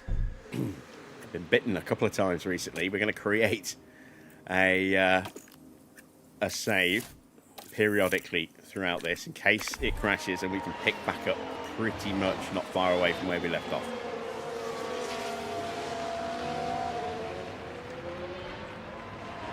We lost a little bit of time to Perez there with Colapinto, unfortunately. See if we can close back up, or if we're going to start losing time with Colapinto behind us.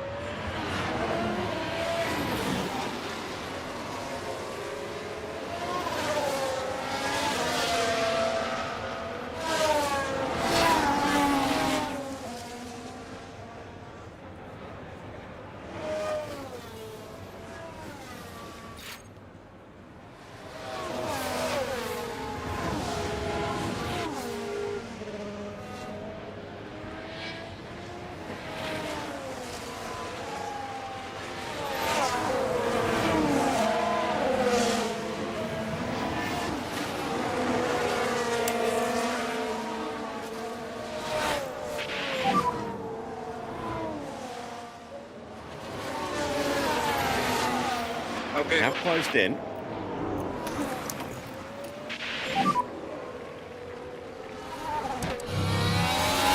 Copy. Copy.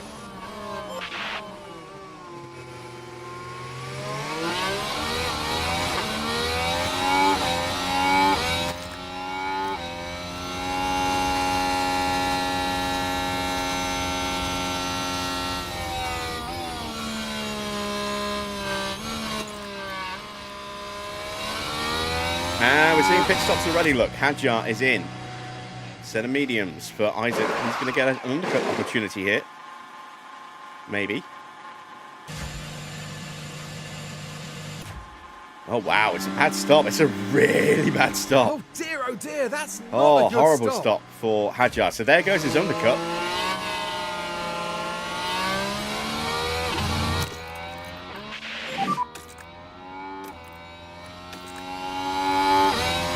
Copy.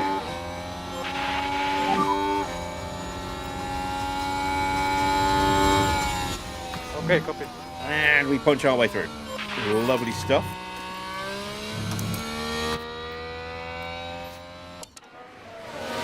Hopefully, Colapinto will frustrate Perez a bit and allow us to try and drive away from him.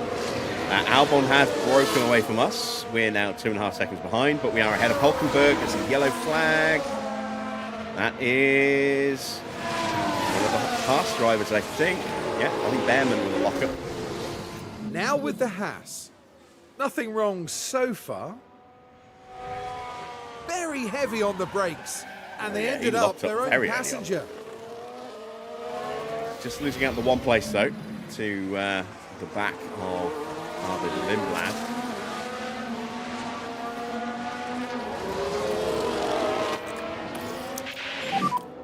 Copy.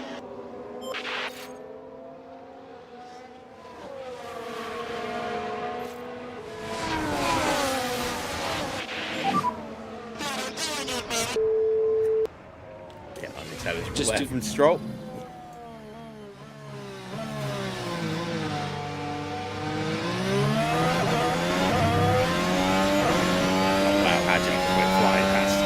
There's a clear difference between the former Honda powered car and the current Honda powered car there.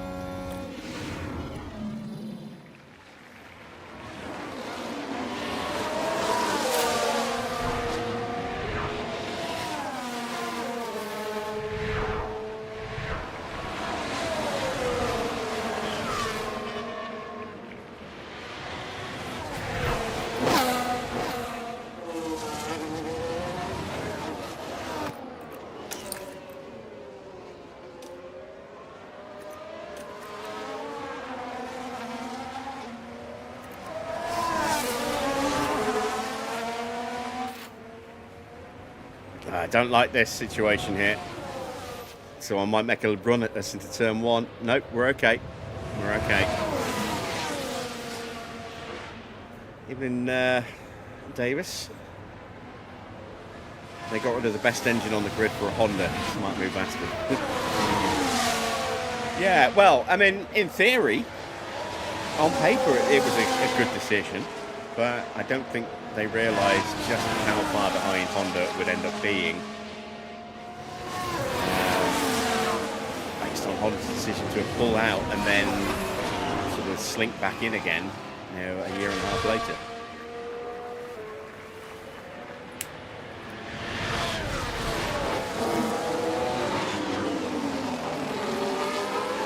Right, Norris is in, and so's Oscar. Oh, god damn it, why do teams do this all the time? Oscar's going to get royally screwed here, especially if Norris has a bad stop. It's not a bad stop. Gasly comes in. Lots of crashes. There's a lot of debris everywhere. Let's take a closer look. Now here, they were taking turn 14. The gap opens up for them. Just throws it on the inside to make it. Where was the crash? And Perez completes the overtake.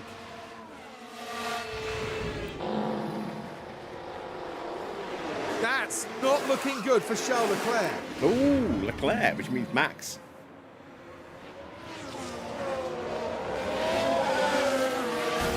Oh. Yeah, not good for either of them. Leclerc coming to a complete standstill. Loses 3 positions, 4 if you include Max trying to dive up the inside. And what happened to Max? Max got overtaken by Verstappen. Sorry, Max got overtaken by Antonelli. Max overtook himself, yeah. Like a couple laps or sooner than that? Don't see any signs of damage to Max's car, but Leclerc's he's got a penalty though. Absolutely deserved. 5 seconds.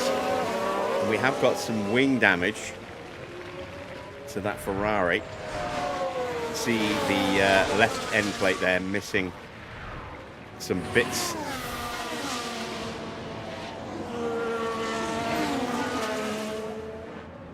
Or is it? Actually, I can't tell.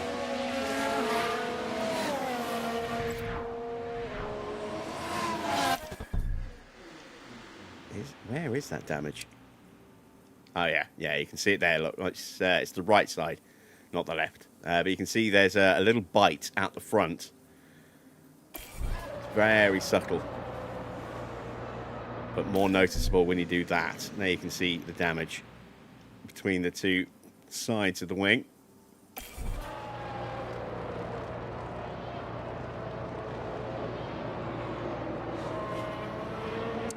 So a potential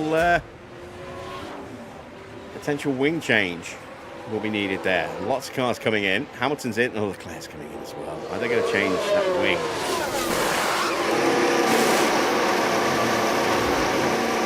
Antonelli's getting held as the Ferraris come in.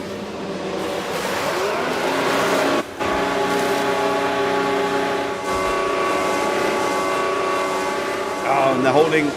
Oh, wow. Hamilton's stop was really bad. They are too. What a disaster for Ferrari. Hamilton got held because of Antonelli and then held for Verstappen before they could finally release him. Leclerc is sat behind, has to wait, and then it's a slow stop for a wing change. Wow, yeah, Hamilton and Leclerc are both going to be way down the order. In fact, we're going to get out. He's going to come out behind Lance Stroll. That's terrible. Let's get Stroll in at the end of this lap. We're happy on tires. Push whatever you need. Yeah.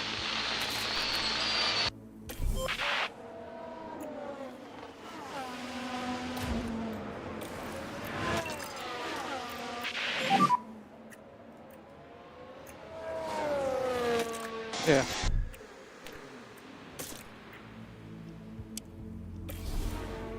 There we go. Stops are plotted in. Okay, box. So Russell leads from Arvid Lindblad by 18.5 seconds.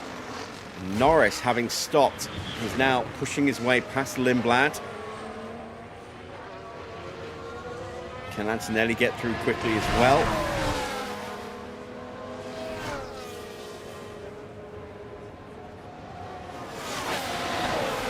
And how long till George stops? He's still going.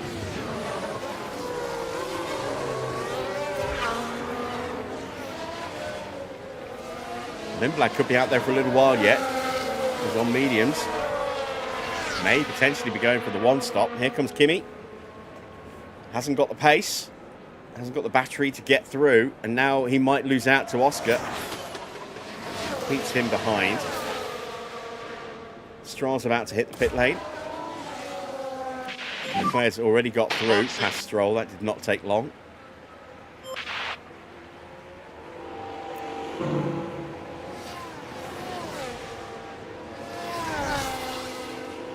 Can we get out in front of Cadillacs? Bad stop, or maybe we can. What? Perez is in the triangle, hitting the final curve now. Sorry, man. There he is, with Now there's Colapinto been an issue behind. in the pits. Oh, it's going to be tight. It's going to be tight, but we should do it. We do it. Very nice. Let's get the tyres fired up.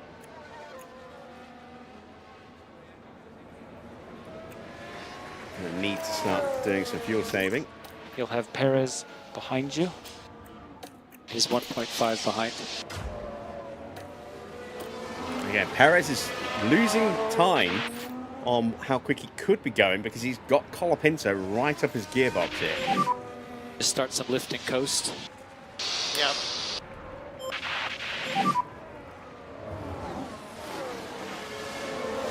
Russell is in, but Norris is flying through. And there goes Lando.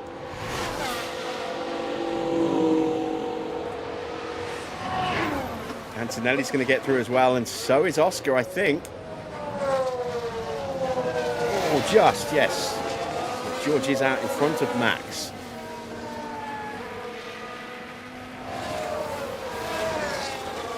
And Oscar's got problems there because he's got to get past Lindblad.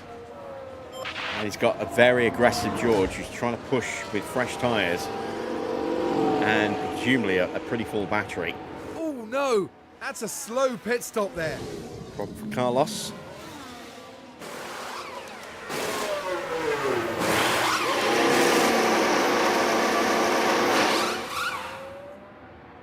Oh wow, that tyre does not want to come off. What a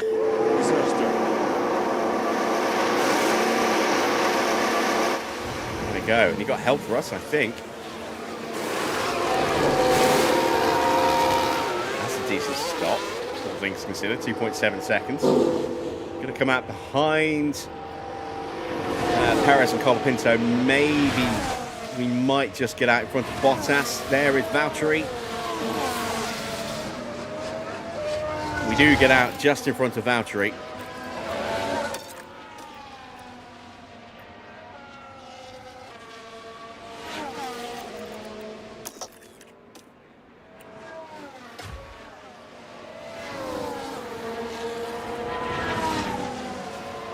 And there is Sainz having made his stop. His disastrously bad stop. Behind Lance Stroll. Copy. Mode push. okay. Going to get dive bombed Okay, yeah, potentially. you're doing a good job. You New have fastest good lap tyre for Lando times. Norris at Keep what you can. 135.2. Antonelli beats it with a 134.7. Piastri has cleared Lindblad. George has not. Lindblad is still out there. And George under pressure from Verstappen. Hamilton closing in. Max has got some structural damage to the car. Could be suspension, could be chassis, could be a bit of both.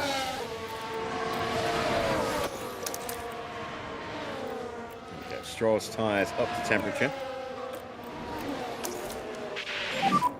Let's recharge a bit. And through goes George Russell. And Lindblad just getting shoved onto the grass a little Okay, bit there. back off. Can Max get through quickly as well?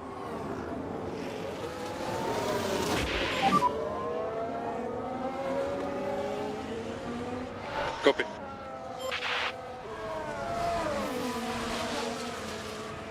Dives up the inside and might even have a run at Stroll here, at George here, sorry. And in the end, he might not even be able to keep Lindblad behind. Now he gets through. Better acceleration out the corner. That'll be possibly a little bit of battery, probably a little bit of car performance, and also much fresher tyres as well. As Hamilton's trying to punch through, and has done, up the inside.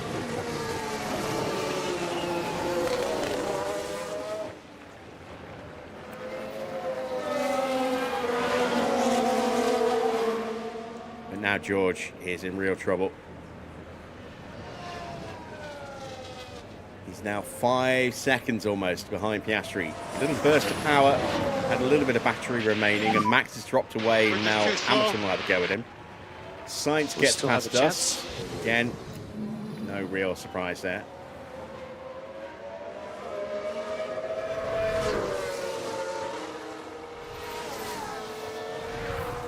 What is a surprise is actually how well Stroll's driving. Oof.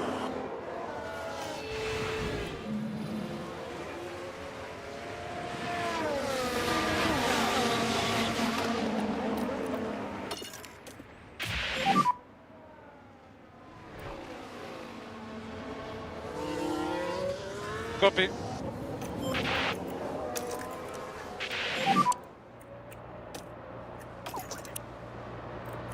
Okay.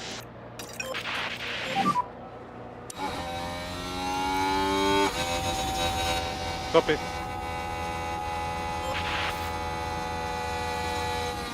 Yellow flag, Gasly. Damaged, has he hit the barrier or has he just damaged the other floor at Degler too? He's crashed, so I think he's hit the barrier. Here we are, going into turn 9. And there's the contact. Oh yeah, just now, their straight on. confidence will have taken a Clips hit the with barrier. that. Has some minor wing damage there.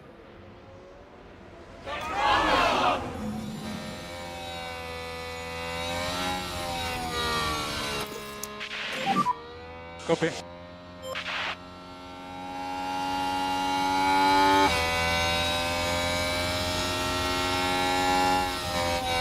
Oh, and a very brave move from Franco Colapinto. Up the inside of Degner 1.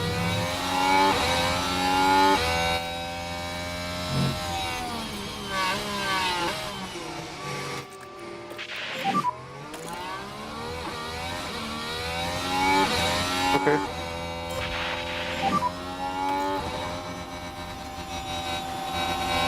Okay.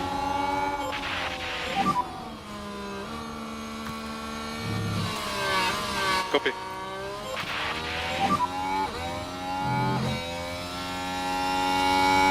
Copy. So Stroll's currently in P18, which I have no idea how. Alonso gets overtaken by Valtteri. He's down in 22nd at the moment. This is not working out well for Alonso. We're going to need to have an absolute monster flying lap at some point.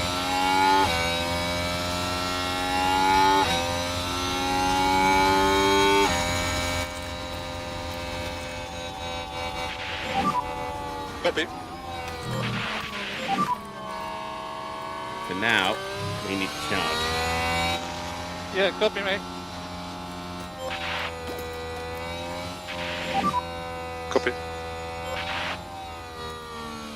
So here's Norris with Kimi Antonelli not too far behind, coming out of final curve onto the main straight. So they are a sector behind us. They are going to get lapped at least once, but maybe only once. So the fuel saving definitely needs to happen. Big gap back then to Oscar, who's 8.5 seconds behind. Lindblad's in for a stop, and this is his first and only stop scheduled, I think. Is he going hard tyres? If he's going soft, then it's a 2-stop. If he's going mediums, it's a 2-stop. It's soft, it's a 2-stop. It's a very long first stint. Let's see how well that works out for him.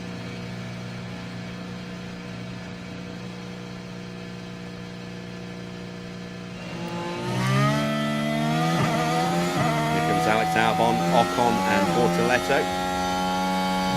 stays ahead of all three of them for now.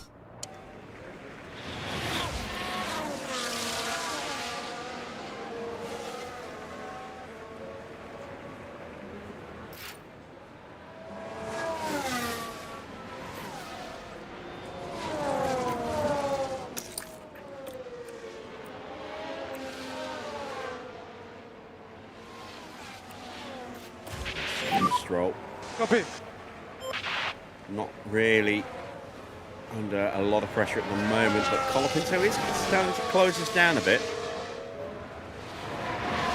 He's broken away from Perez. So we, once again, are going to be fighting pretty much with just the Cadillacs today, it would seem.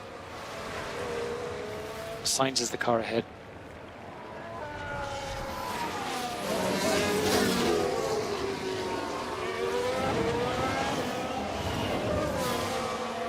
He's 0.8 behind. Management is good.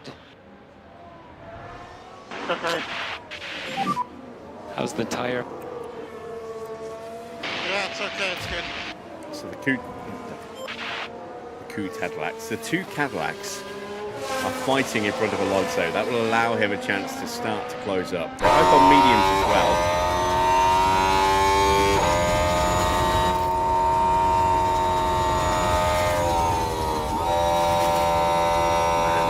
Depressingly large lift into Spoon there. Sorry, into 130R. Very depressingly large lift. It's just straight back downforce.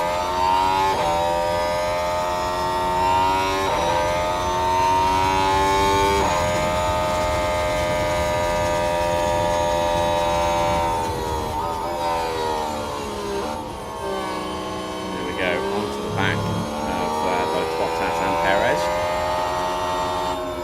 Colapinto's lost a little bit of time.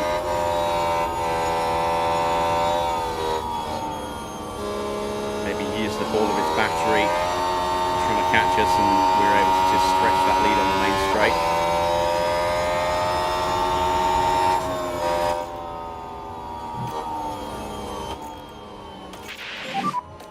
Copy. Copy.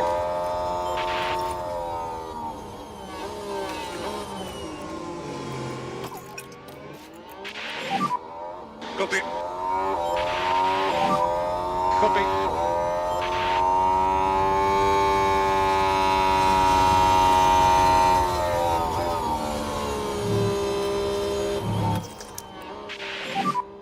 Copy.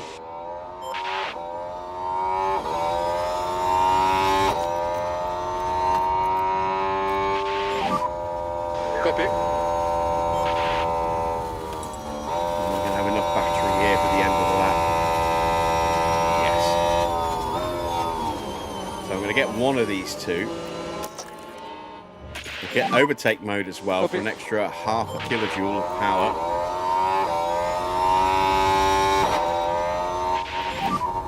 Copy. Can I get them both? Oh, yes! Oh, what a job, Fernando. What a job.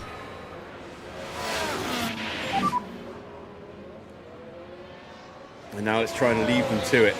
Let's see this Here's one the again. replay. Right, we're taking the second corner. So we get past They the first decide to Cadillac, give it and a then go. he just, And I wonder now if they just can forces his way capitalise on through up this. the inside. That was beautiful. And free and clear as we hit the centre ashes. Into Dunlop. Gap is about 0.8 of a second. Valtteri's right back on the back of Perez again. Chance to try and break away. Target is P20 for Fernando today. So if this is as high as we get, it's as high as we get. They see ahead, Colapinto fighting against Stroll. And getting through.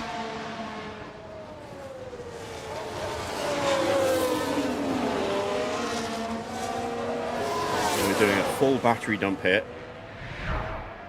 just to try and make sure that the Cadillacs have to concentrate on each other and not us.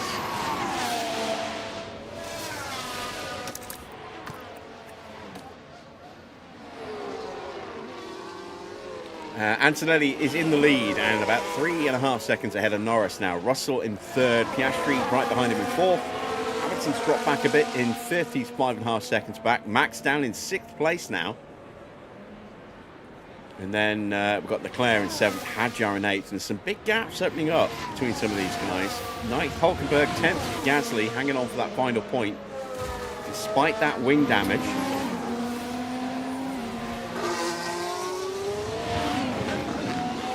That'll be on his left side. You can see missing the top aero part there.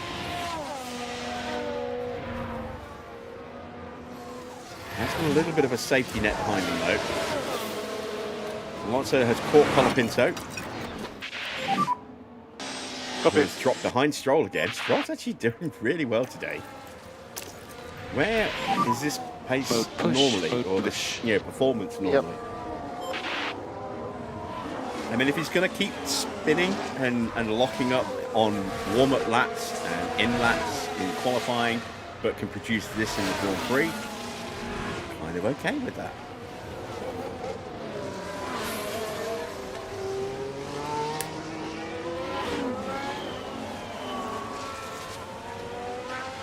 Colapinto is gearing up for another run at Stroll.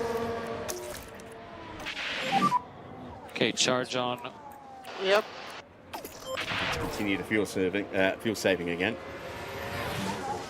And we're not too far away from the halfway point now. Lap 25 of 53. We're just starting our 25th lap. Because we are quite a way behind the leaders. Bottas has gone in front of Checo.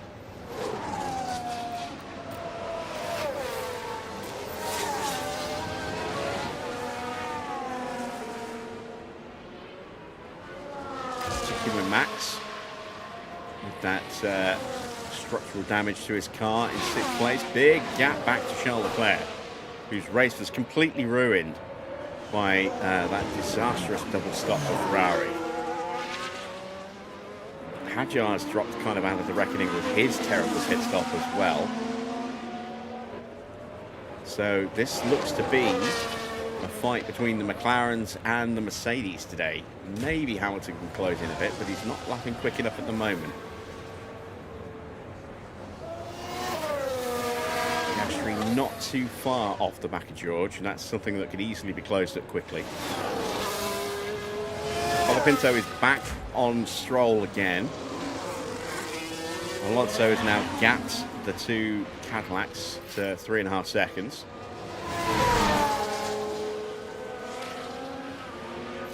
And I forgot to check how much fuel we actually need on a flying lap. So let me go back on the stream on the tablet and see if I can figure that out.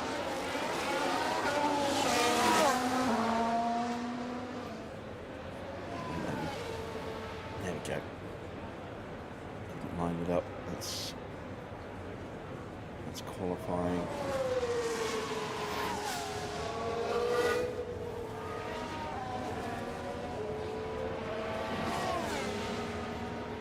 It's 1.3 kilos per lap. Okay, that's what I needed to see.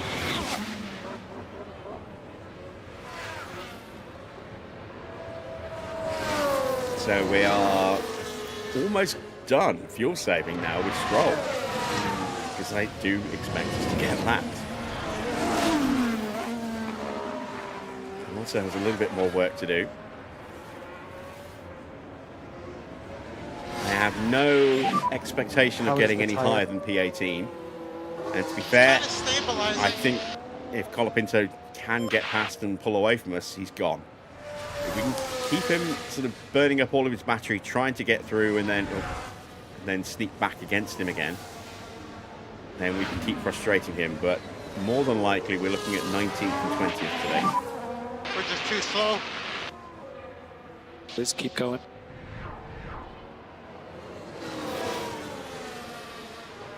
So has Colapinto used up all of his battery? Is there anything left in there?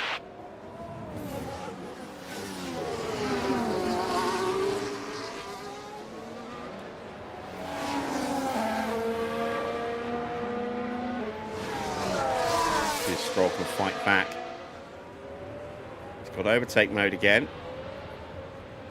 He's going to punch back through again. So Colapinto using up his battery suboptimally at the moment. If you don't need it, no lift and coast. Copy.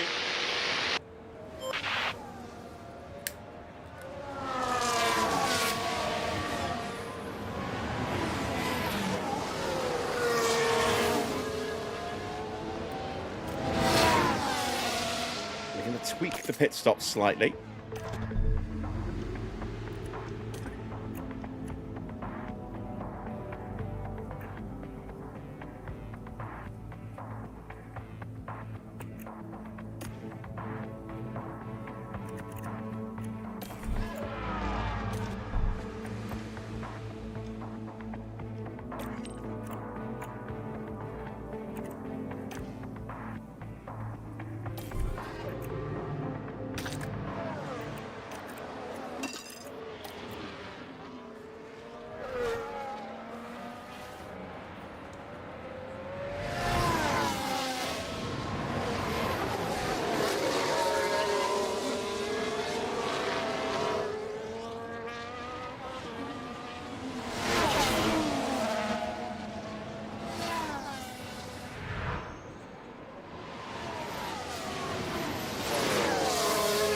Again, Colapinto pushing his way through, this time through Spoon. Alonso is just closing in. Keep these digging. guys are driving a bit slower. Let's see, again, if Colapinto's used up his battery and left himself Gap behind vulnerable on the 2.5. start-finish straight. This is kind of what we saw in the real Japanese Grand Prix, isn't it? Where we saw George punching through down the run to 130R. And then immediately getting overtaken by Piastri again on the main straight. And I think we might Like be about a to see couple that again, laps but or look how close sooner than Alonso's that? suddenly got. Yep. Because the pace of these two has dropped dramatically with the fighting. They're down in the 140s. Alonso's over 2 seconds a lap quicker. Doing great. And at this rate, the Cadillacs aren't going to be too far away either.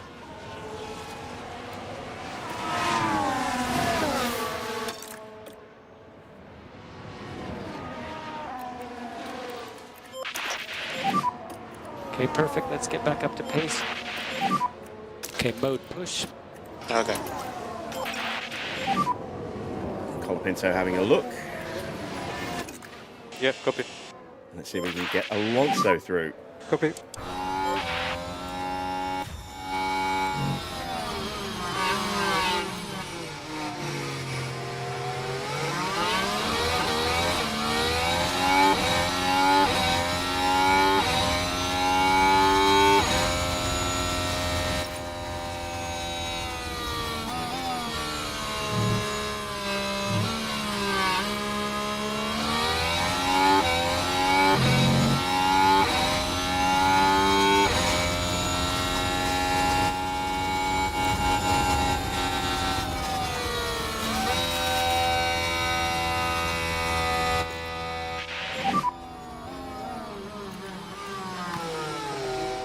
Copy.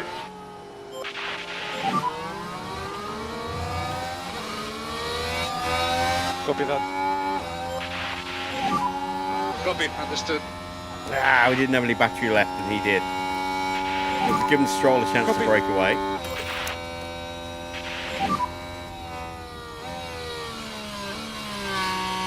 Copy. Come on, come on.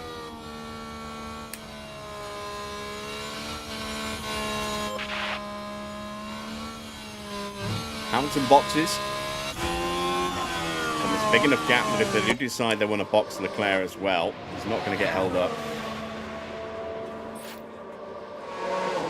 Unless, you know, the mechanics will fall asleep. It's a pretty decent stop for Ferrari.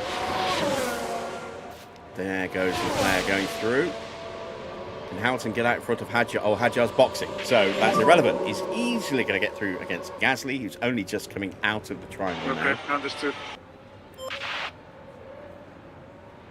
There's Gasly, right at the back of the screen. In fact, no, Gasly's in the pits. That was Lindblad that we saw a long way behind. So Hamilton looking to see if we can get some kind of undercut.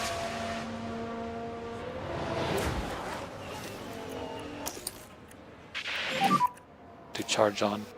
Yeah.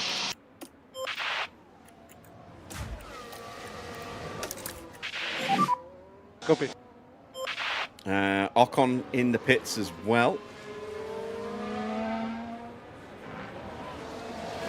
I imagine Colapinto is going to be boxing similarly to us. I'm trying to get us into a position where we can try and undercut Colapinto.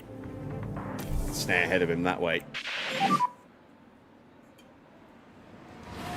It's not for points, but every position Box. higher that we finish helps in relation to the teams that are around us in the standings. And Ocon's come out right behind as Antonelli boxes from the lead. A set of mediums to take him through to the end of the race. In comes Verstappen as well. Now, how good a lap has Hamilton done? It's going to work well for him here. Another set of mediums going on for Max.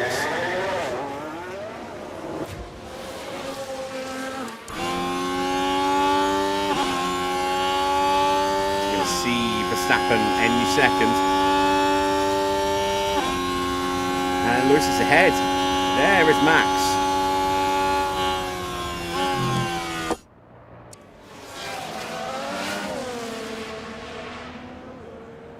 And what's the gap? To Piastri. It's doable to get ahead of Piastri.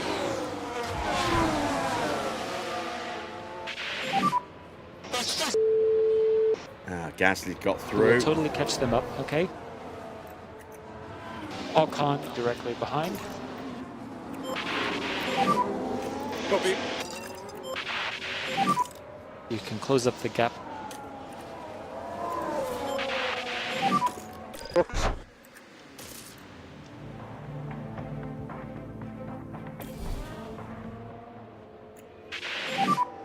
Box now, box now. It's too late now for Boxing. Alonso, but I wonder what's going to work better for Stroll, mediums or hards?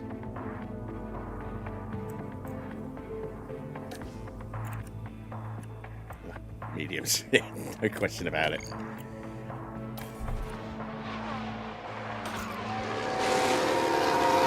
2.6 second stop. It's not great, but I mean, it's not horrible. It was clean. We're back in front of Colapinto once again.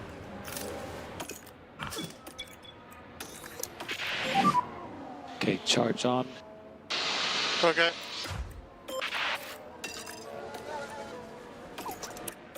And now we need to push with Fernando.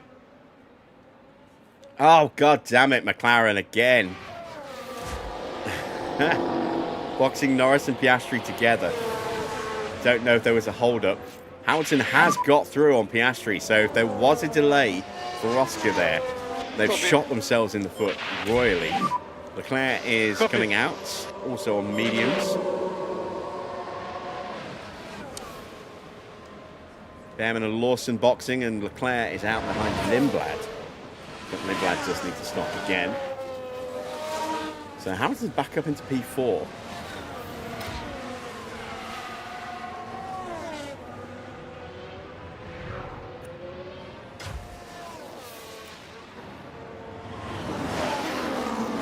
Into the pits then for Stroll. Charge on. Okay. And Colapinto. Damn it. Which Boxing. means Colapinto's probably going to jump Stroll in the pit lane.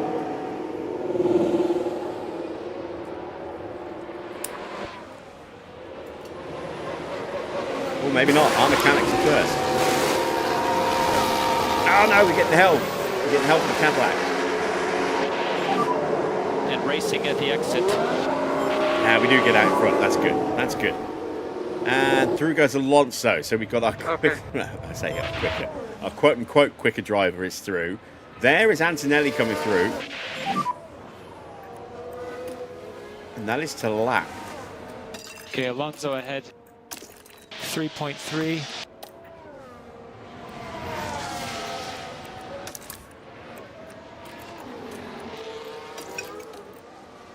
It will be 22 laps to go. We need to save just a little bit more fuel with Fernando. We're good with Stroll. Okay, now blue flag for Stroll. Blue flag Stroll.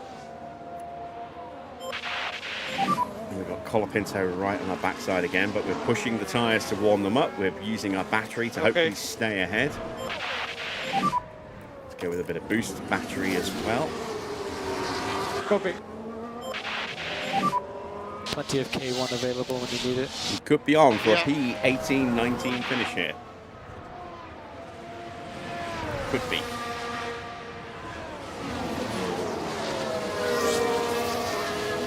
Perez does need to stop again, and we are rapidly hauling him in.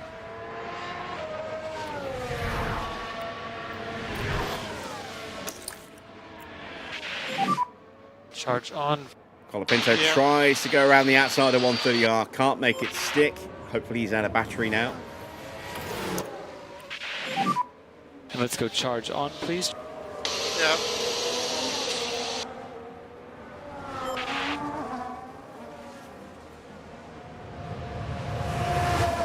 There's Valtteri closing in as well. Okay. No more overtake. Copy.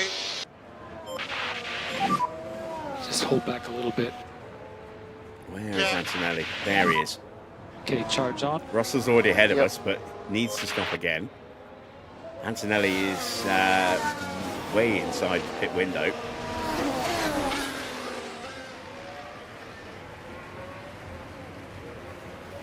So we pull over in a decent spot there to let Antonelli through.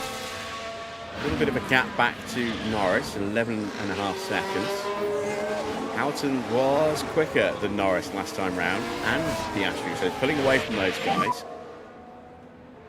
Might yet be able to challenge for that final step on the podium.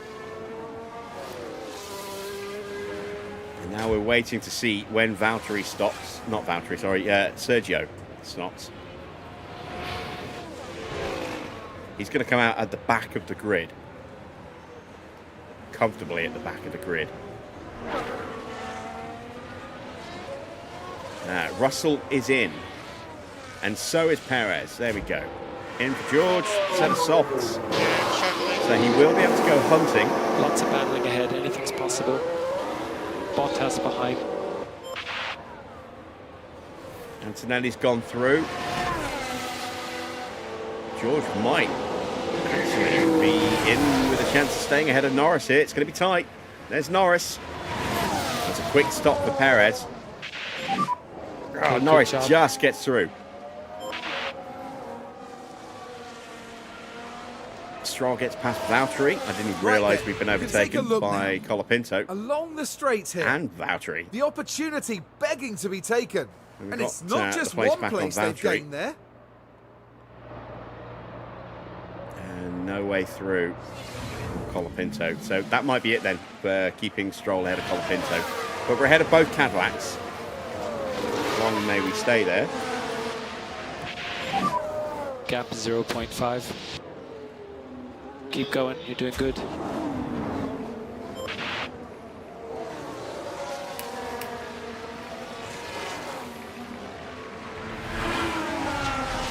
Albon and Bortoleto both into the pits. Long way ahead of us.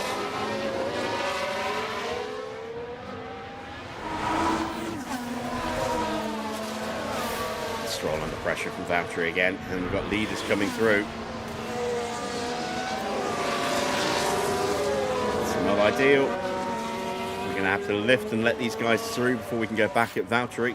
There goes Norris. There goes George.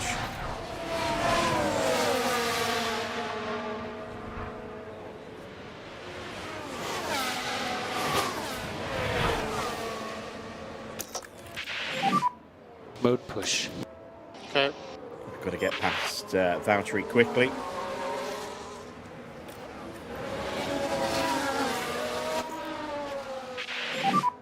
Let's use the free air. Copy. And we do. Yep. Good driving. Hamilton's not too far behind now as well. But we need to try and stay close to the cars in front so that when they blue flag Colapinto, we might have a chance of getting him back. There's Lewis. There's Lindblad boxes from P8. Minor damage to his car. Is that underfloor damage as well? Because I don't see anything wrong with the wing. And they're not looking to change it. That's a bad stop. Through goes Hulkenberg. Sainz is going to go through as well. And Gasly. So down to P12 for Lindblad. And he's going to be under pressure from Behrman. Behrman might get him as well. There is Ollie Behrman, who does get through. So down to P13 now for Arvid Lindblad. But with soft tyres, could be quite aggressive in this final stint. Alonso under pressure from... Wow. Colapinto really did come for us, didn't he? Understood. Forgot I was still fuel saving as well, which does not help.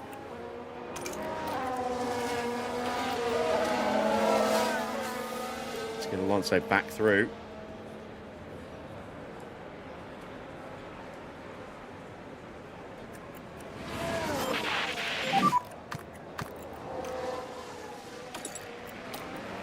Okay. Right, where's Stroll? Copy. Behind Hamilton. Piastri closing in. I'm looking to see where the Cadillacs are. They're 5 seconds behind. So they've been blue flags for Verstappen as well.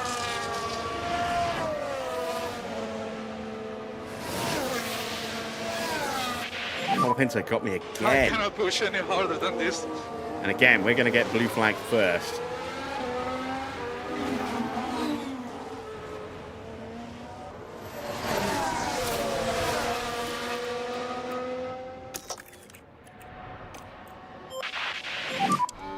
Copy.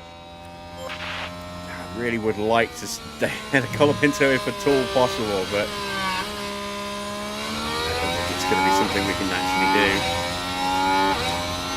We've got Hamilton behind as well. He's going to blue flag us soon. Oh, look at the heady speed and look how much we lift. Oh man, we went from 320 kilometers down to 250. That's a massive lift. We have no downforce at all, do we?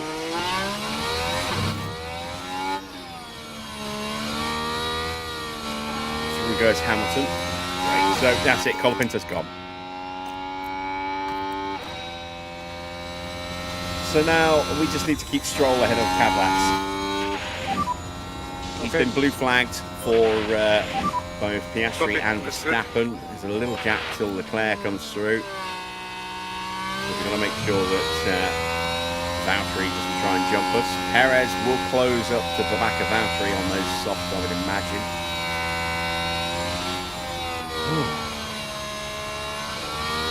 It's going to be a tricky end to this race. But our target has been achieved for Fernando. We just need to finish at P20. And our target for Stroll was P21. We could try going a little bit more aggressive, but in the end, I'm glad I didn't. We haven't had a retirement to help us. In comes Carlos Sainz.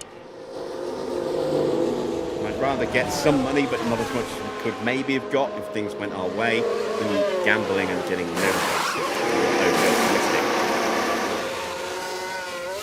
when we have no real car and need to spend as much as we can to bring it up to speed, then any money is good money.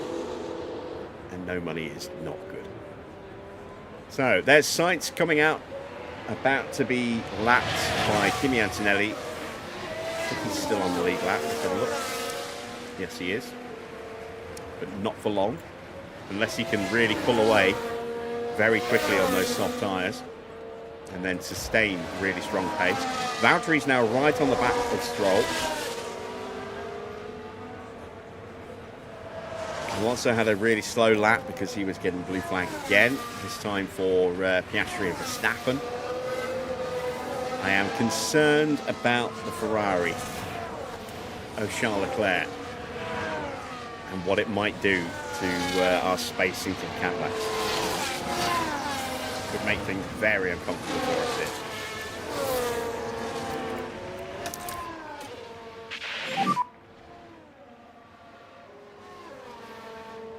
Copy.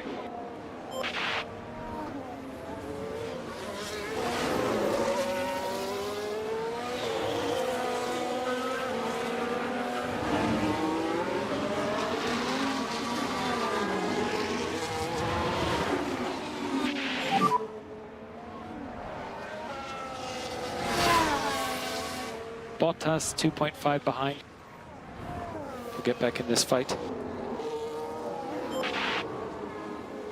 Trying to remember as well if we've already sent a contract offer over to Hugh Bird to replace Gary Gannon. I think we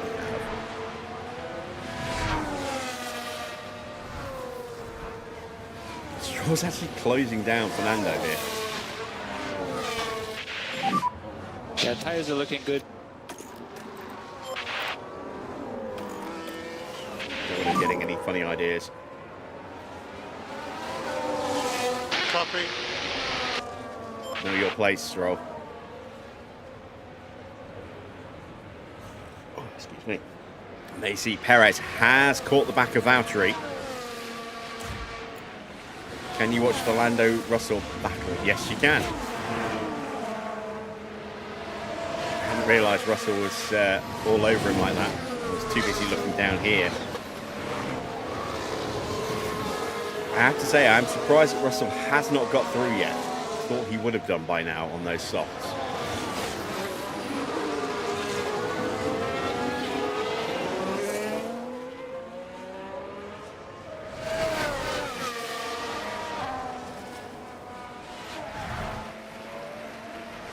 It's going to be a little look.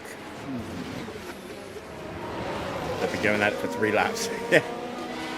Yeah, again, like I said, I was too busy concentrating on what was going on behind. See, Stroll's now in overtake range of Alonso. And the Cadillac's dropping back because Leclerc's just picked them off.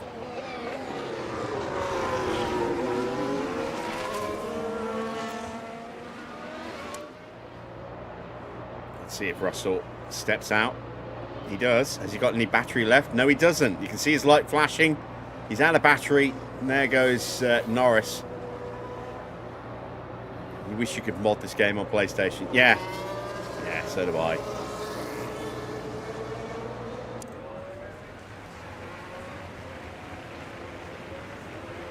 I mean, I spent years playing this game on the PlayStation across, you know, all 3 versions of the game and loved it. And made a whole series of different logos that you could create, you know, for teams and or sponsors. But I mean, yeah, it's a huge improvement playing this on PC, being able to bring in these extra mods. It makes so much of a difference. Being able to, you know, just having the 25 mod was a big step with a different database. You know, better driver stats, a better young driver pool. Better roster of mechanics and backroom staff to work with. Updated liveries is always nice across all the other cars. Being able to drop and drag in new liveries at various points and new helmets as well, that makes a huge difference. It's a small little thing, but being able to put a helmet on a driver that doesn't look like dog shit, because it's one of the basic generic team helmets that with no branding or anything at all on it. That makes a huge difference. Swapping those out just for generic better team helmets that Onion does, but also with some of the other packs that he does, you can actually have drivers with helmets built for other teams as well. So I've got a pack of helmets for George Russell, one for every team apart from Cadillac. I think all the driver packs I've got don't have Cadillac unless Onion's updated those.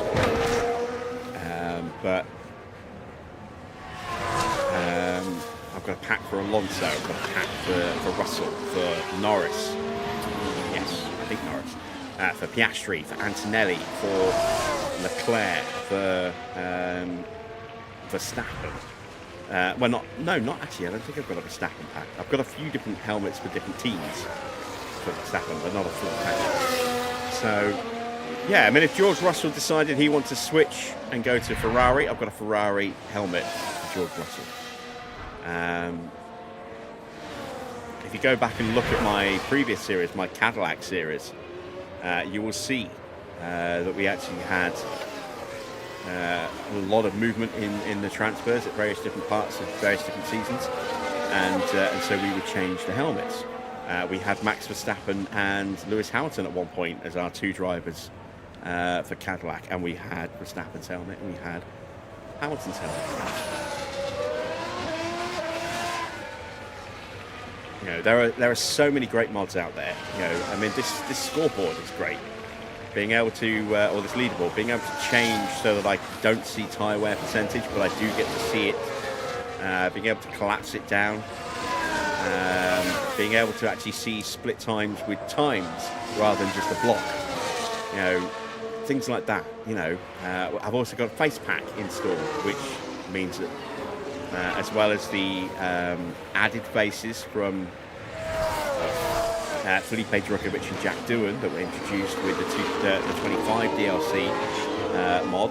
The 26 DLC mod didn't introduce any new faces on top of that, but Little Onion has again been tinkering away and has sculpted heads for another series of drivers with more on the way.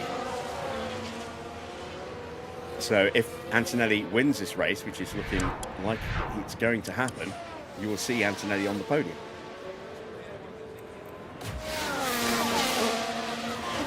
Alonso still leading from Stroll. Leclerc has been and gone, and we still have a nice little gap to the two Cadillacs. Okay. We are going to have to settle. We're now 15 seconds behind Colapinto. Look,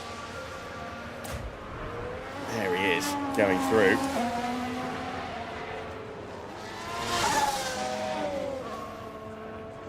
Russell's got through. We missed the overtake. I switched back to our team for 2 seconds and we missed the overtake. God damn it. Let's see if Norris can fight back. One other thing to watch with as well, watch the wings, the front wings.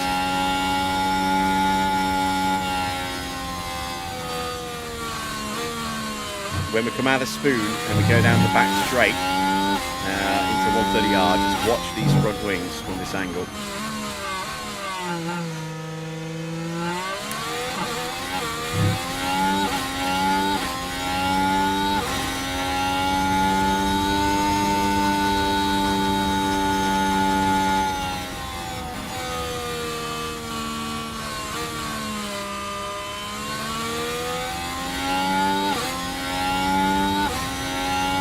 Catch it.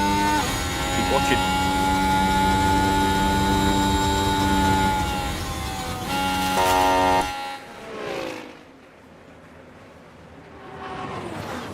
Active aero on these 26 model cars.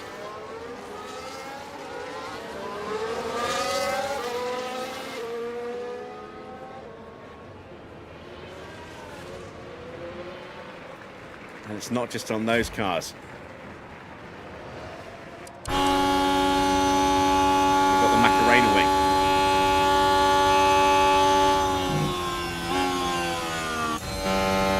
Red Bull upside down wing.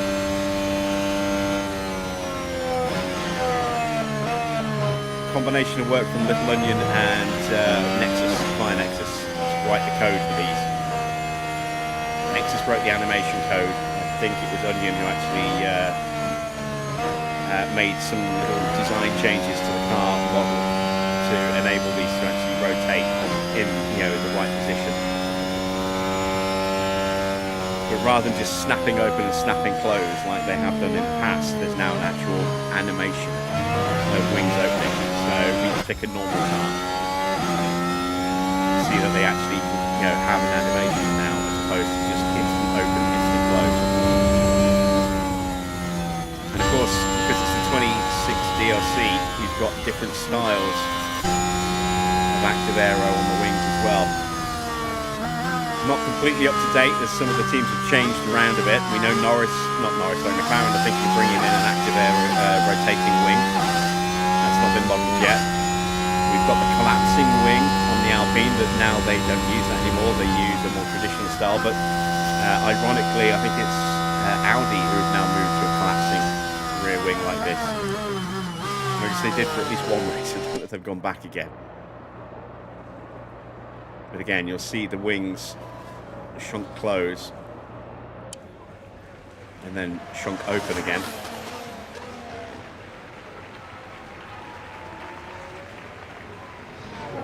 There.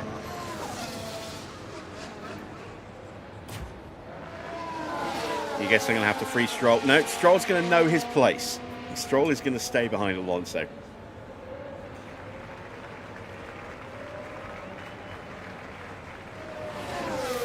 Battery is slightly closing in, but we have plenty of time yet.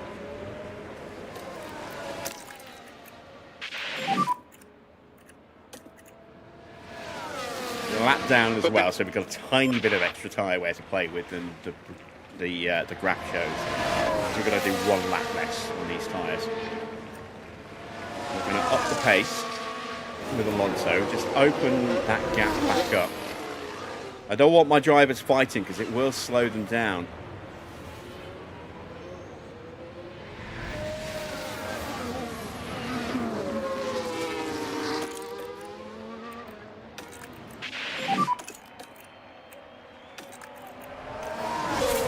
Copy.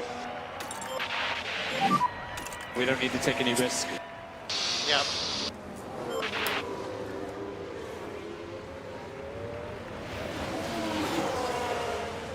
So back towards the front. Antonelli still ahead. Russell has closed the gap a bit. Norris is trying to stay with him. Piastri and Hamilton fighting.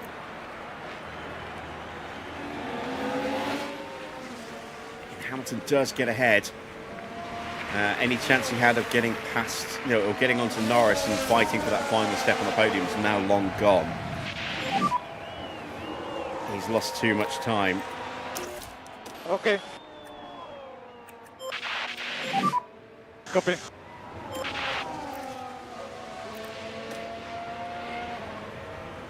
Nine seconds behind with 6.5 laps to go. And losing time because he's having to defend from Oscar here. Hadjar now 29 seconds behind Leclerc. Antonelli's lapped everybody up to and including Liam Lawson. As Perez makes a mistake. Now this is Sergio Perez. And that's where they slightly yeah, just a little run bit off wide, the track. a little bit of grass and cutting they'll there. find themselves at a disadvantage I'll if tell they you what keep we on need to doing do. that. I haven't checked yet. Let me check overtake. See if we have an updated Cadillac livery.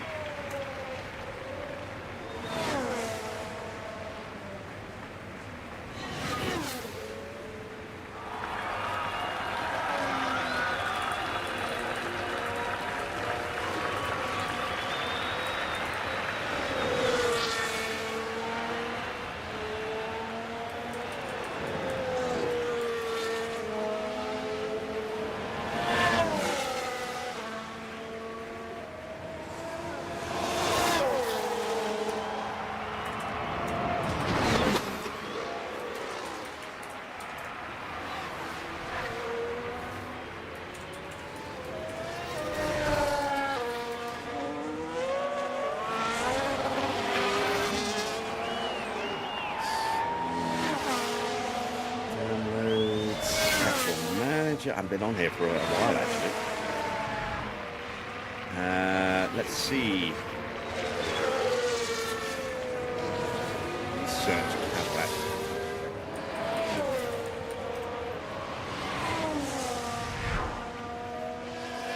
Trim this down a bit so I can actually see what's going on as well. Another mistake for Perez. And they just can't keep on the track. And they might want to take a look at the floor of the I think car he's there, frustrated because trying to that get won't past do it any Valtteri. good.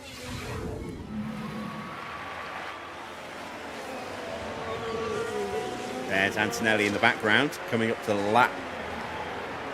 Now it's Albon. Still a 1 second gap. Just over to Norris. There's some traffic coming up though. This might potentially hurt George a little bit, or it might hurt Norris. Either way, it could well have an impact.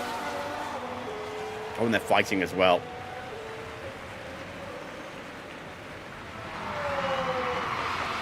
Is this going to give Norris a chance to try and close that gap back up? Piastri having another look at Hamilton. Doesn't have any battery left.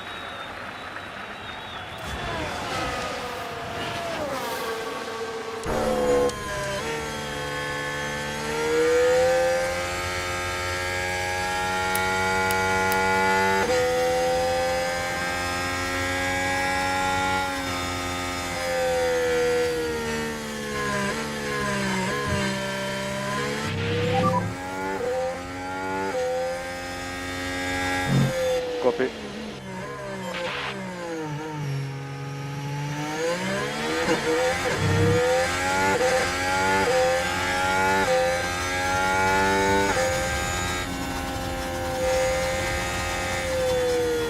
Hasn't helped Norris. I mean, he got through without too much of an issue, but gap now 2 seconds.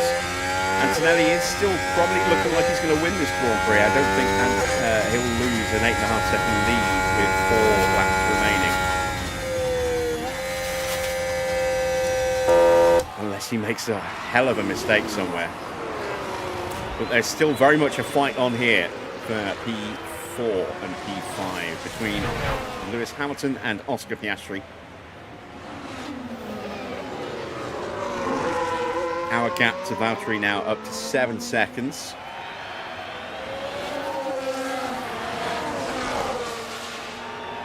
And they may yet get lapped by Hadjar as well. Does Oscar have battery this time? No, not enough.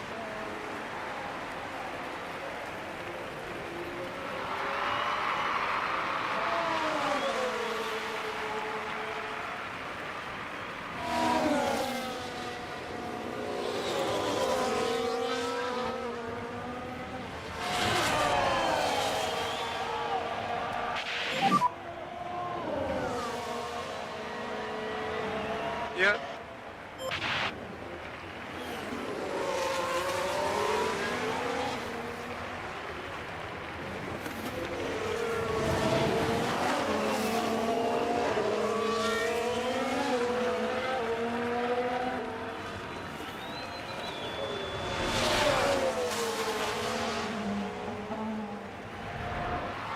Okay, let's have a look. We were missing some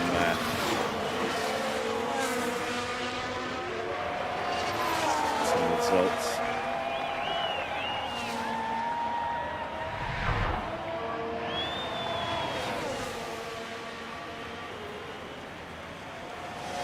Doesn't look like we have an updated Cadillac livery yet.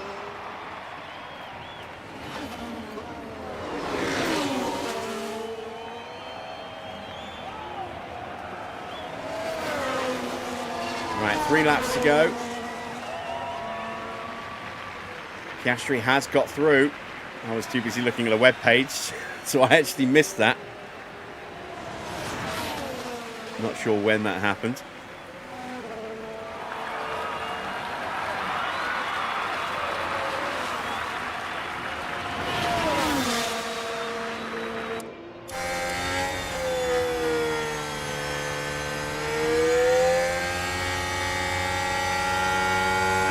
Cadillac's about to get lapped by Hadjar.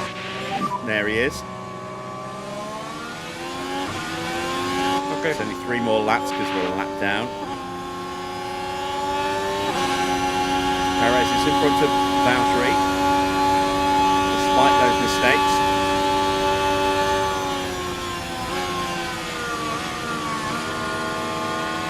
Gasly and Hulkenberg fighting over P9 and P10.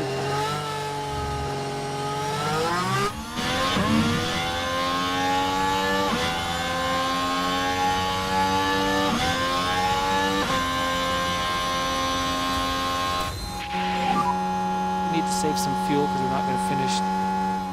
Gasly makes it through.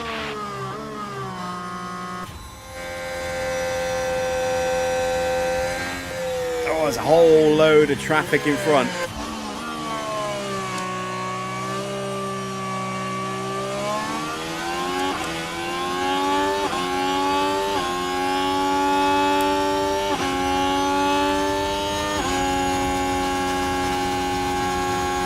Two laps to go. Traffic is not as close as I thought it was. There is, I think, is that Behrman? Or is it Ocon? It might be Ocon. It's Ocon.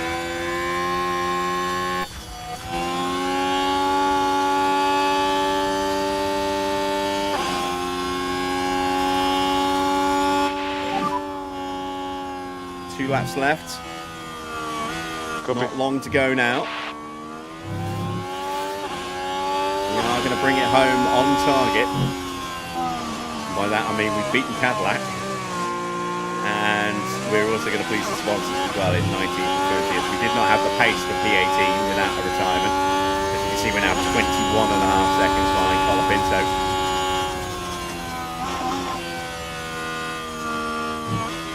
Stroll could have been a little bit quicker than Alonso today, but it wouldn't have made any real difference to our race. Copy. Hamilton closes up a bit. Big lift once again for 130R. It's so painful to see them lifting that much.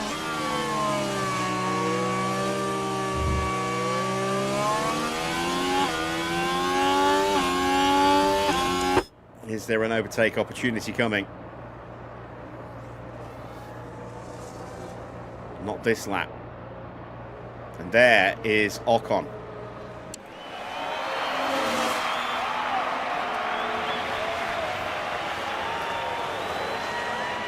Oh, and Hamilton gets held up. Has that just given the position to Piastri? Finally, he gets clear of the Ferrari. Hamilton will have overtake mode. It's do or die. This is the final lap, and we're now starting our final lap as well. Yes.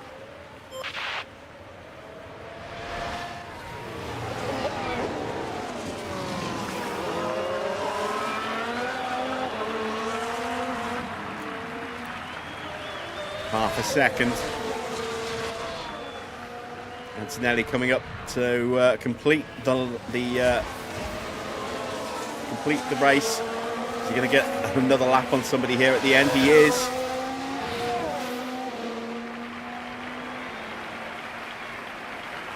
And there we go. Kimi wins.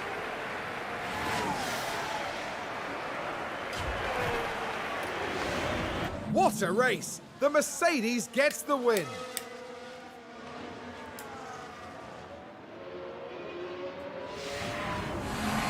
What an amazing finish to a thrilling race.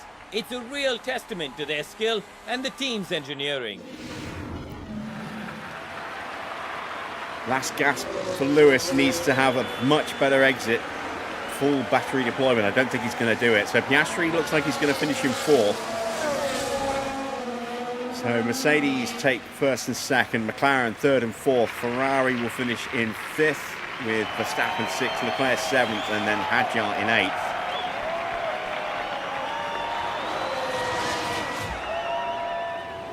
Gasly will end up finishing in ninth.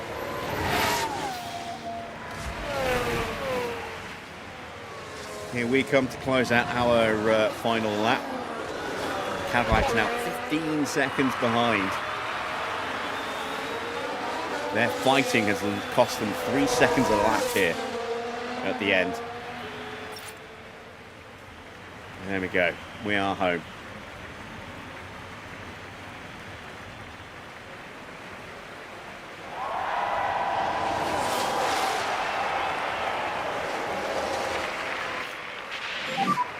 Checkered flag.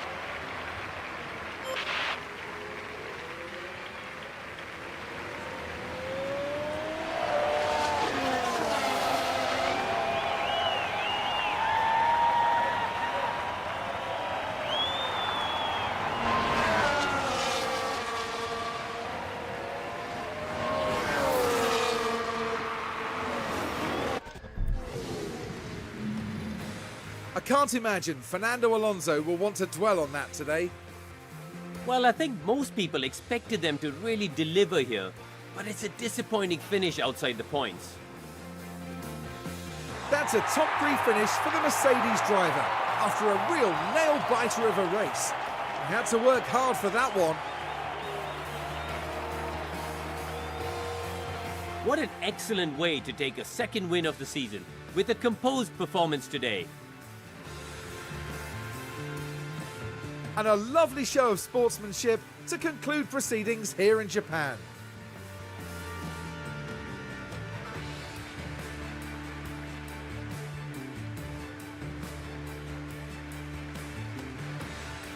So Karun, with the garages full of activity, what's the mood like down at Aston Martin now?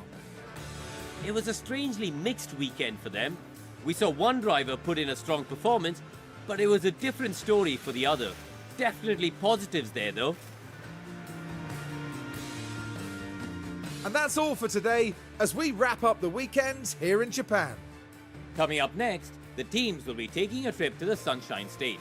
The Hard Rock Stadium is laying down the track for a captivating race at the Miami Grand Prix.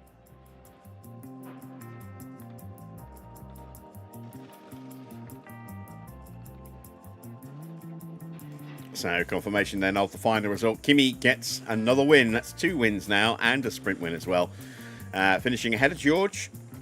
Norris in 3rd. Oscar 4th. Hamilton in 5th. Then Verstappen, Leclerc, Hadjar, Gasly. Hulkenberg getting the final point a lap down as he was lapped at the very, very end of the race there. And then just outside that we had Lindblad, Behrman, Albon, Lawson. Then it was Sainz, Bortoletto, Ocon, Colapinto, Alonso and Stroll in 19th and 20th. Perez 21st, Valtteri 22nd. What did you think of that Grand Prix, Fernando? I'm guessing you didn't enjoy it much. GP2 engine.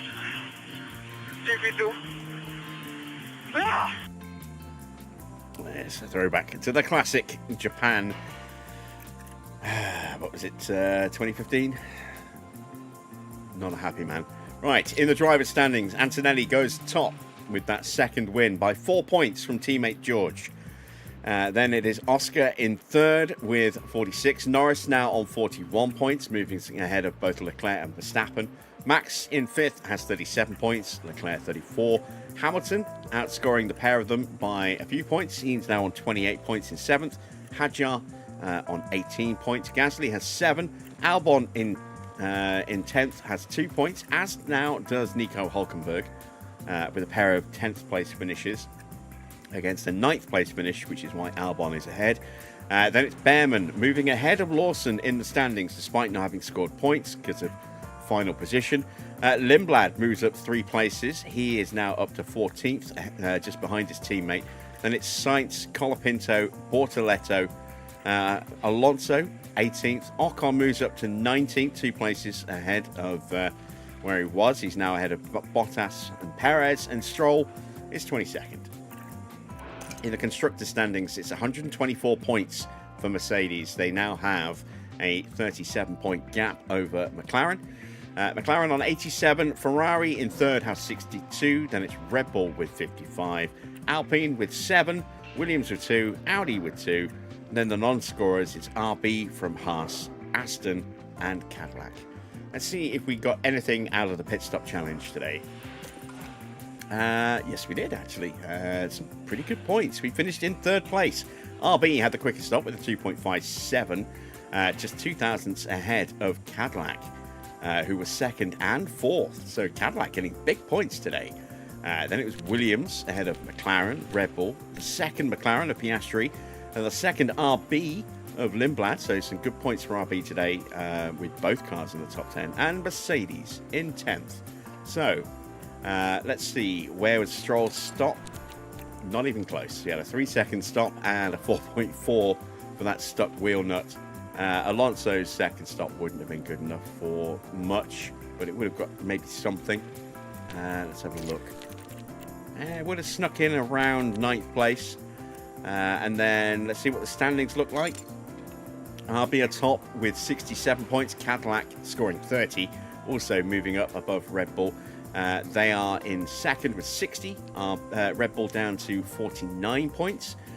We move up into fourth, above McLaren by 1 point with 38 to their 37. Williams in sixth have 26.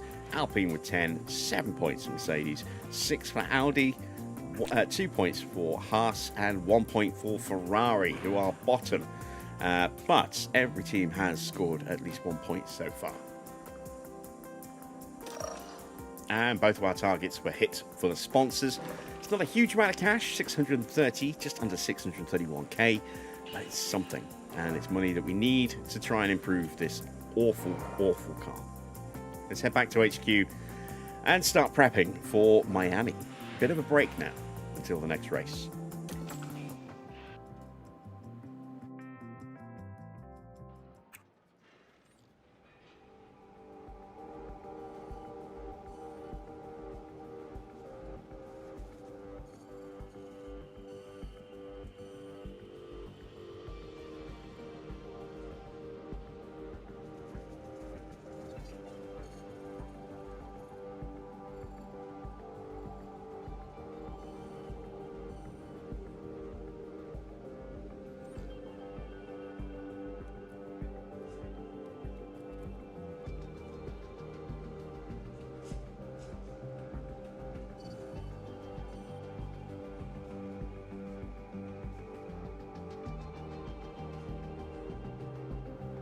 Okay, we are back at HQ.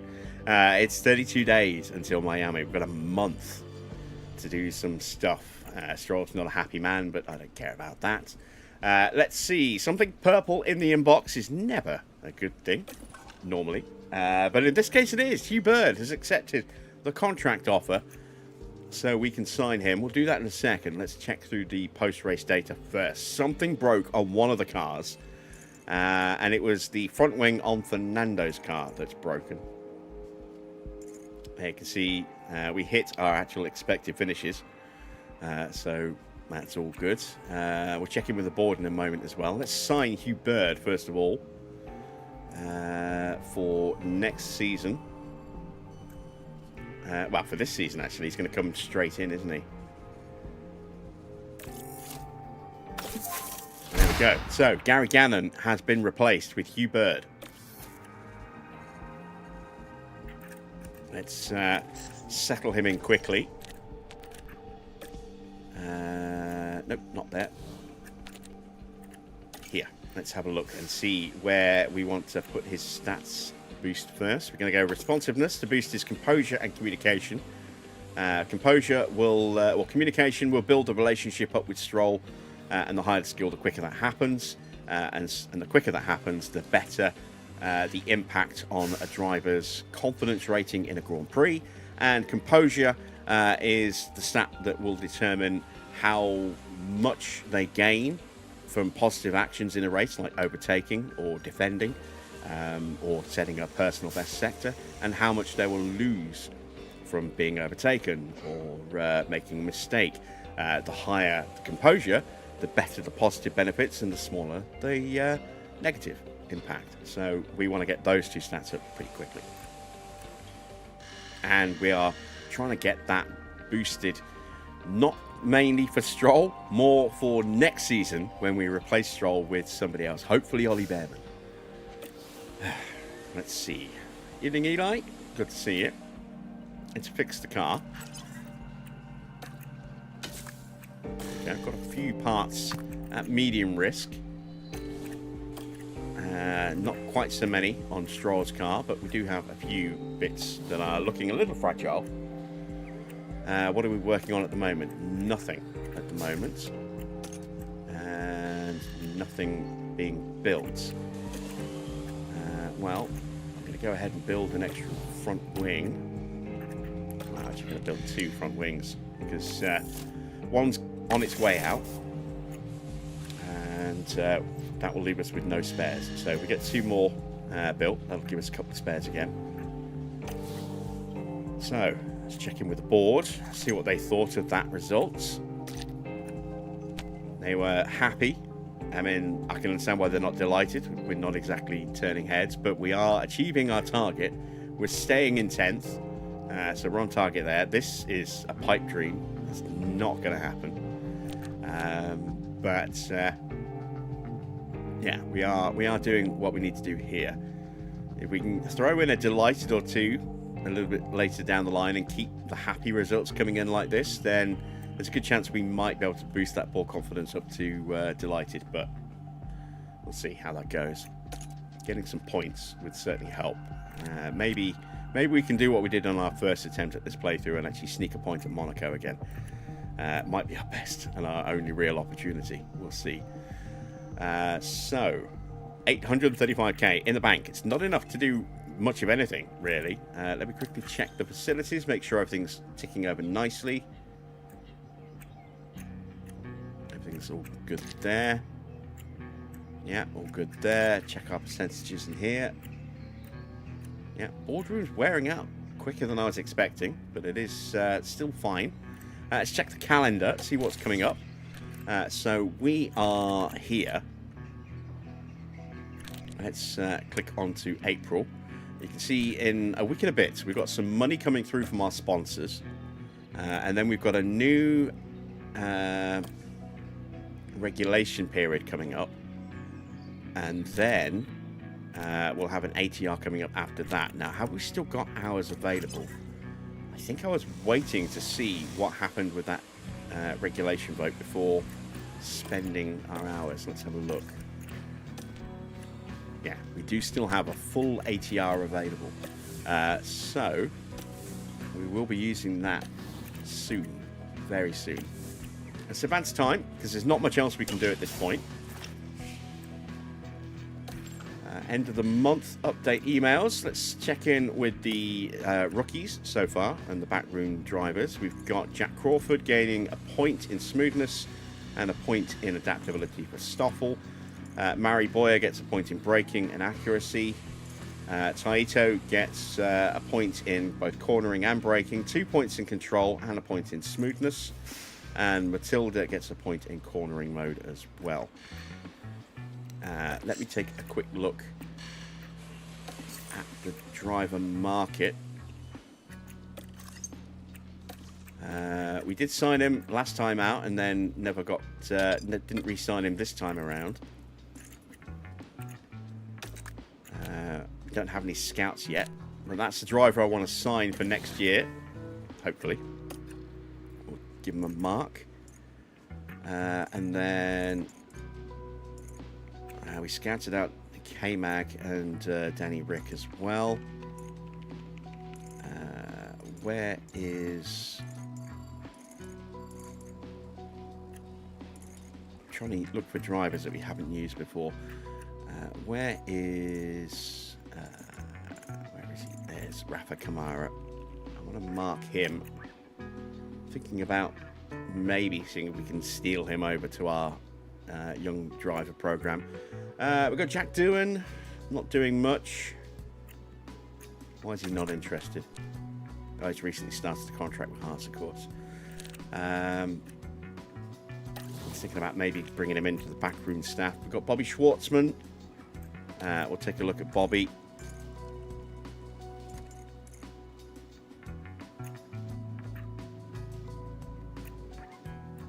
Dennis Hauger, I think, has announced his retirement. Yes, he has. Off to pursue a full-time career in IndyCar then. Let me find... I'm trying to remember where he is. He's quite far down the order, unfortunately. Oh, wow. Emerson Fittipaldi Jr.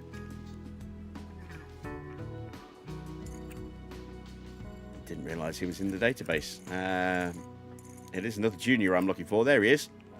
Fernando Barrichello. We want to scout him out as well. Oh, I don't have any check marks left. Can't have used all 5 already, have I? Yes, I have. Okay, let's untick those 2. Let's find Fernando again. There he is. And I should have one more available.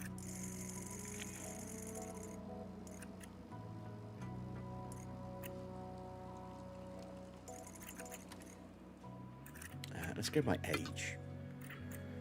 So we've got Jade at Williams, 16 years old. Kaylee, also 16 years old.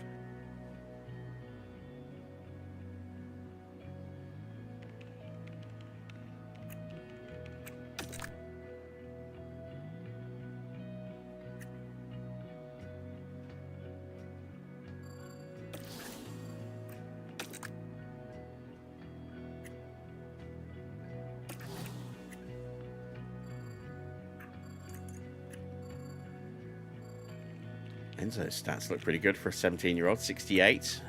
Same for Mattia Kolnagi as well. Freddie Slater. Looks like he could actually be a worthwhile punt for the future. So we will scout out Freddie. Once our scouts are freed up again. What about our main drivers? Any improvement for them? No surprise there. All right, let's get the pit crew training done. Let's see what everyone else is up to first of all. Williams have upgraded their design center. So that's where their preseason cash went then. And McLaren say that they're where they expect it to be. I mean, they're having a good season at the moment. They're second in the constructors, fourth and third in the drivers. That's not bad. Not bad at all.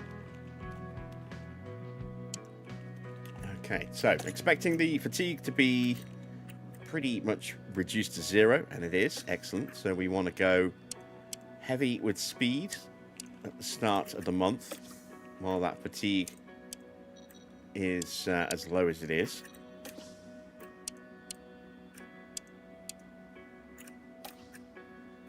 You can see we're still getting that full reset every day at the moment. Now we'll start to accumulate fatigue. As you can save 9% a day.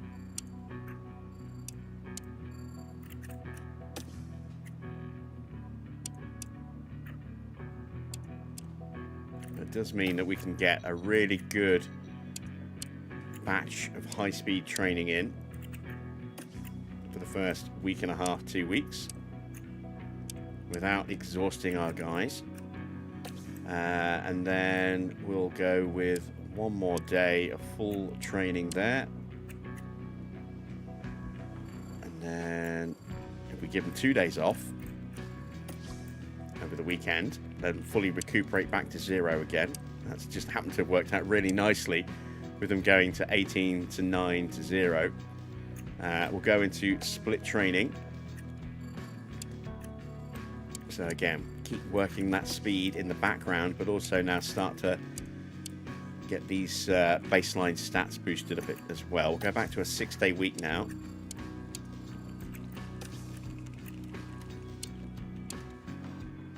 And there will be a Grand Prix here in that weekend. So we've got to make sure our fatigue is pretty much 0 at the end of the month.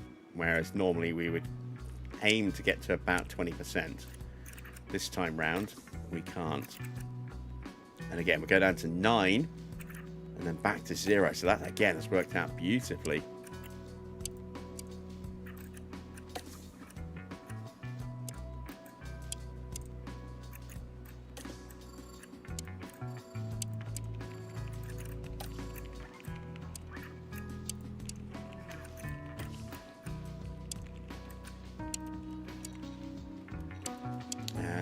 Because we've got a couple of days to play about with here, we are going to keep pushing through.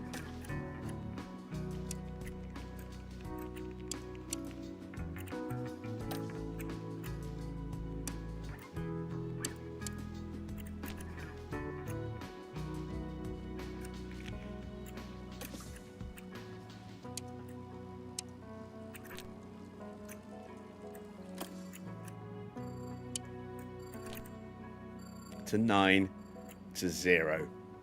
Perfect. And then we go straight into Friday practice here.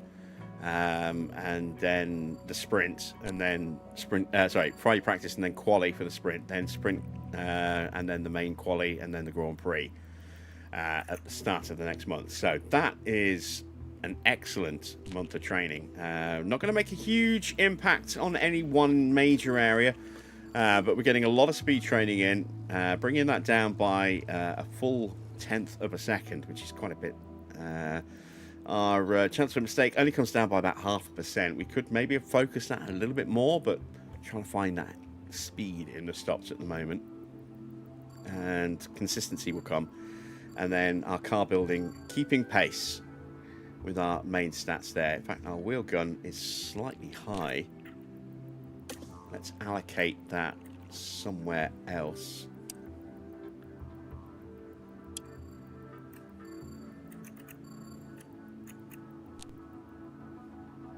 Let's maybe go with car release instead.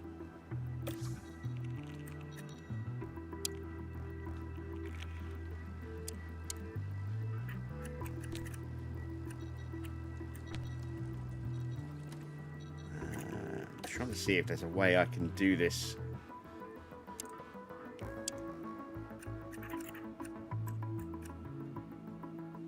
Balances everything out, and it doesn't appear to be.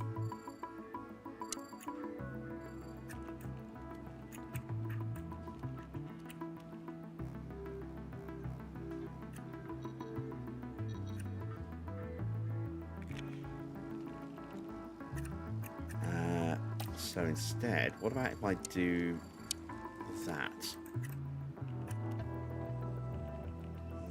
No.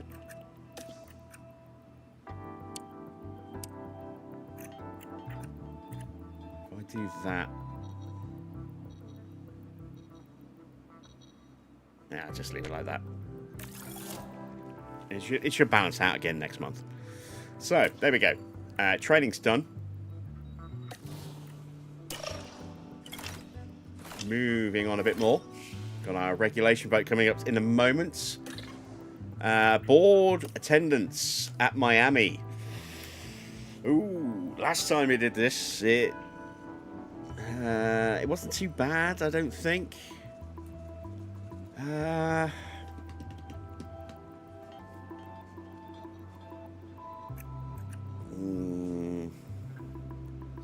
We haven't got any more upgrades coming yet. Other teams might do. Yeah, I'm going to tell them no. You can't come. You can only watch from afar, listen to the feedback that I give you, and just assume that it's all correct. You don't get to see it for yourself. Right. Spare front wings are done. Lovely. Let's get this new regulation vote up and see what it is. Minor technical changes for next season.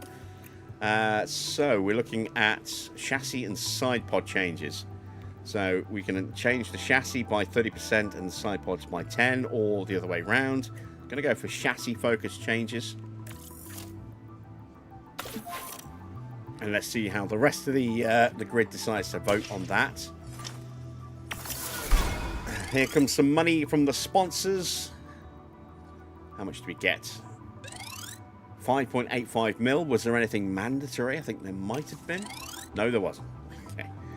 Not as much cash as I would have liked, but we get some good cash. Our scouts are free again. We've got 7.7 mil in the bank. Let's plot in what we've got. We've got a wind tunnel hire for 1.3 mil.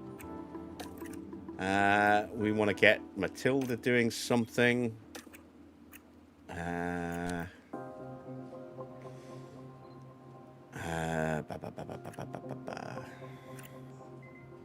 Let's get the wind tunnel doing something. Actually, before we do that, we want to get these parts in development now before we go ahead and do that. So given what we know is coming up with the reg changes, we're going to need 180R, I think. If we want to cancel out any potential losses for next season, we want to have at least 180R on the side pods, fully on the side pods, and probably at least 2, probably 3 on the chassis. But we need to improve the car. So while I've got some cash and we've got some hours, we are going to go ahead and design a new upgrade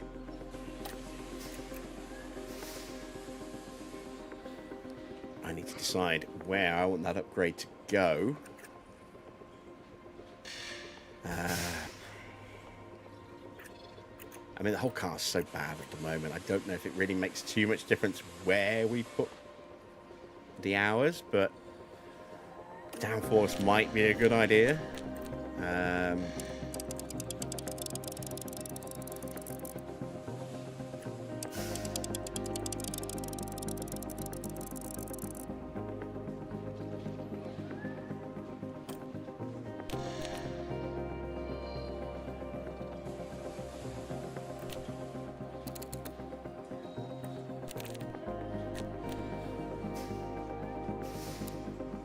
Drag down a little bit.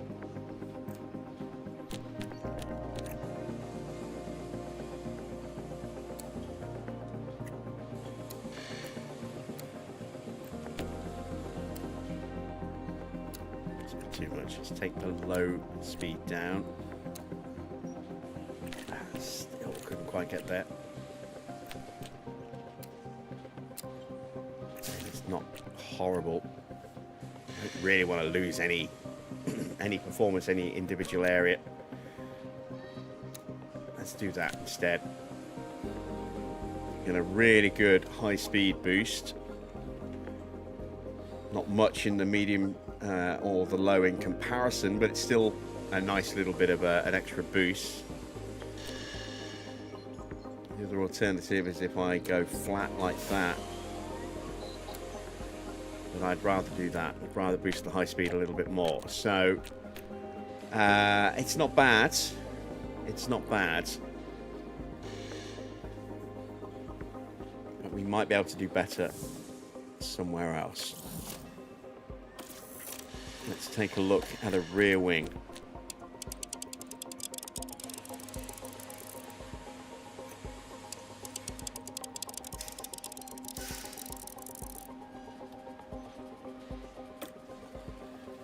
We can get a massive boost here.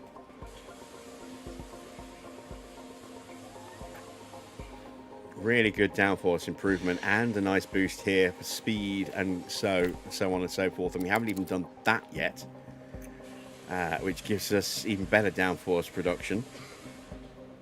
Don't really want to go quite that fragile. That's a little bit better.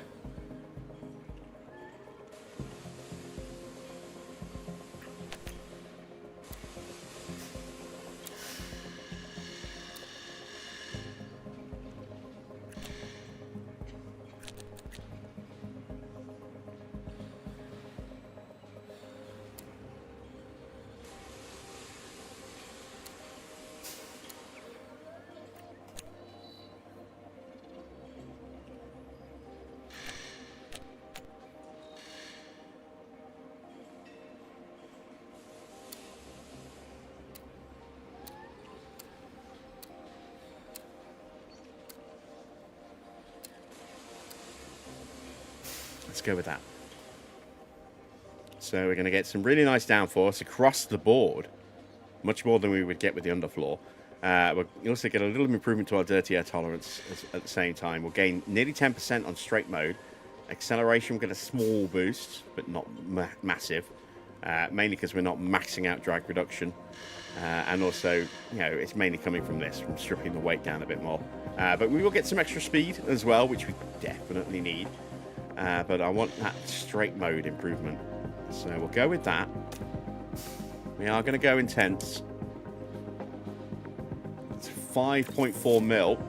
It's a lot of cash. Leaves us with not enough to go intense anywhere else. So we're not going to do anything else just yet. But I've got that in now, like that, before we now start sacrificing the performance of other areas. So that's gone in with the full weight of our wind tunnel and so on and so forth behind it. If I'd done the sponsor plan first, then we would have compromised what we could possibly have got out of that wing before putting it through. So that's why I stopped this and did that first. Now we can do this. So we want Matilda, we want the wind tunnel.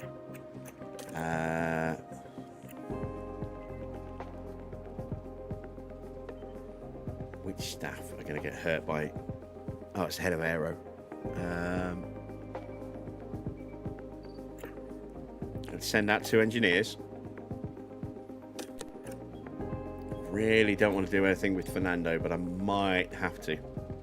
That's only going to affect his mentality, and he'll skip training. Well, he's not going to gain anything from training at this point in his career anyway, so I'm okay with that. We exceed the target by just 160. Is there anything we can throw in to help that? Let's do the weather center. And is there anything else we can do without compromising ourselves too much? No, not really. So we'll leave it at that. But that gives us a little bit more of an overspill. So hopefully that will then help carry over into the following month, where we'll be on for just over 7 mil in about 6 weeks' time, which will be nice. There we go. So next is the results and the vote and research. Something purple. Tension between Alonso and Andrew Vizard has been improved. That might be another factor why Alonso is struggling a little bit, because of that tension. So now that that is resolved, that should hopefully speed Alonso back up just a little bit. Let's get the regulation vote in. And we voted on chassis focus changes, as did Ferrari, McLaren, Red Bull, Mercedes, Alpine, Haas, and Audi. So, yeah, comprehensive victory for us in that one there. 8-3, that vote passes. Very nice. Much better than the, you know, situation where we got a 5-all draw when there were 10 teams, and then the FIA just goes, ah, well, we're going to do what we want. And our vote was effectively meaningless. So, moving forward a little bit more.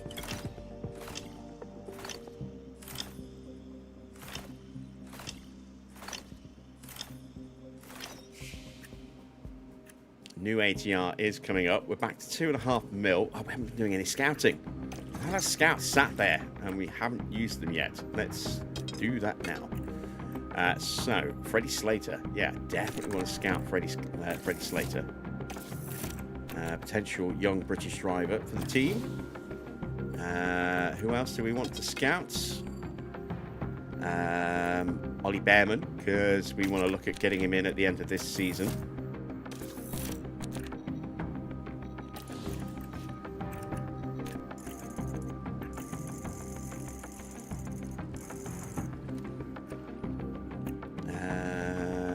Do I have one scout left, maybe? I mean, the only reason I'm looking at signing Fernando is just, look at that face. That's a spitting image of his father. He's so happy. It'd just be a joy to see that smiling, happy face. But I think Rafa could be an interesting hire. But I mean, he's locked up at Ferrari for a while yet. So let's take a look at Bobby Schwartzman as a potential addition to our development / marketing crew. I don't think his marketability rate is going to be that high, but we'll see. I don't think I've got any more scouts available. No, that's it. All 3 scouts are used. Good stuff.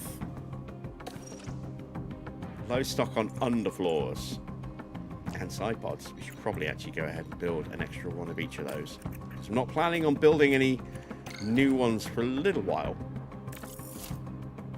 So, well, it won't be a while till we get a new one of each of those. That's probably more accurate.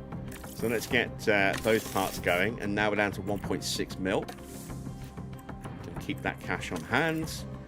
How is the staff? Everybody hates the car. Everybody hates the car. No surprise there. Philippe is advising us to look at Oliver Goethe.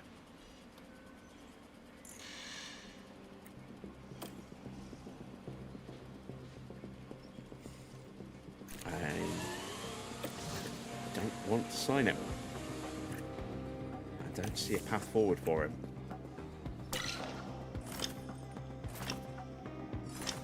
Right, new ATR is open, but we're not going to spend it yet until we can afford to make another intense build part, and we need another 1.3 mil for that. So that ATR will sit there waiting for the next sponsor payment or enough cash coming through to do something about it. We might actually just about get enough here at the end of the month. I still need to try and renegotiate Stroll's wage down again, don't I? I mean, that is just ridiculous. 48 mil to terminate his contract. He's only got 8 months left on it. Car 2, 1 season. Let's try again on this.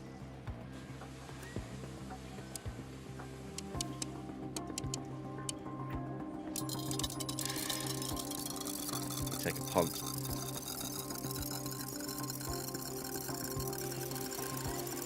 I'm going to offer an obscene bonus.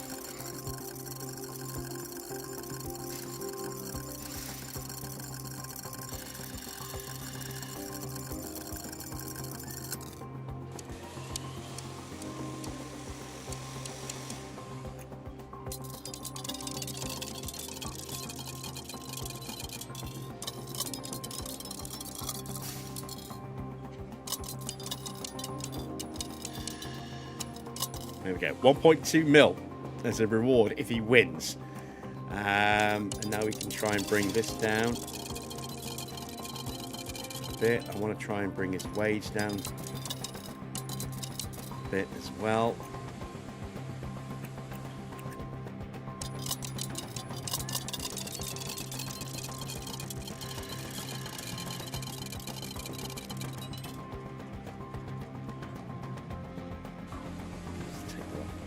Actually, see what that does.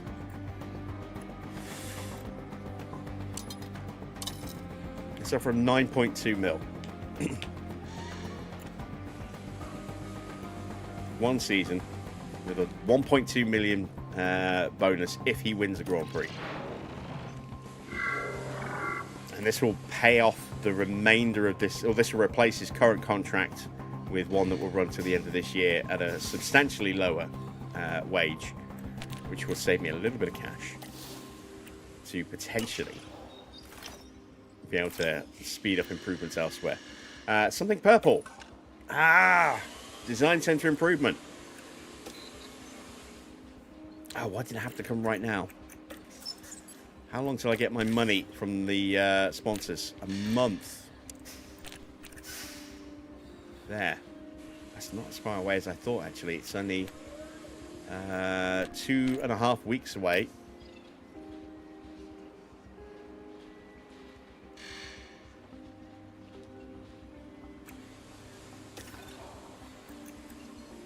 Approved.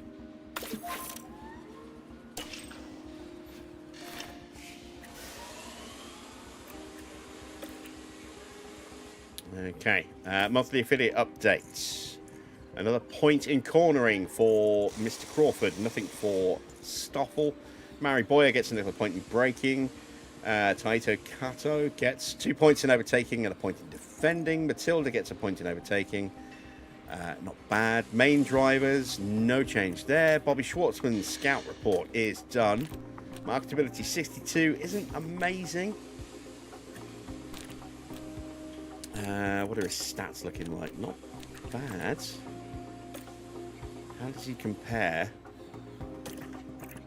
with... I can't see my young drivers in there.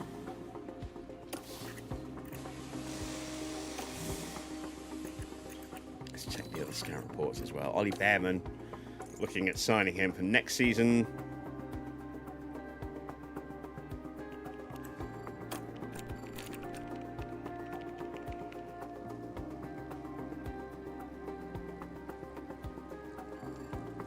Would be an excellent hire if we can get him.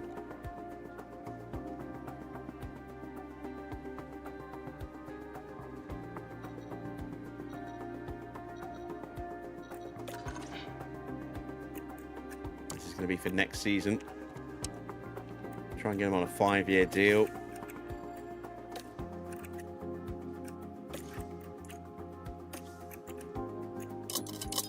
he on right now? He's only on $1 million at the moment, so this is going to be a very healthy contract for him.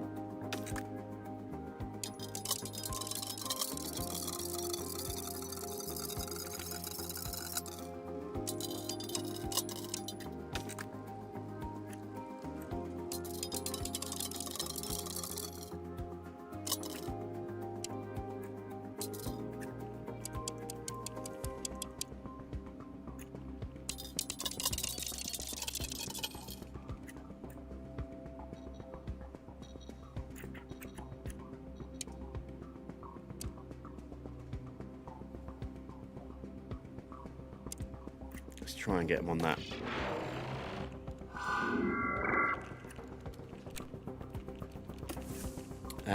Right. Who else did we scout? We scouted Freddie Slater. Yes. We're going to have development rate max. Absolutely maxed out. His stats look pretty good as well for a 17-year-old. He's with Audi right now. When's his deal run out? Oh, he's got 3 years to go.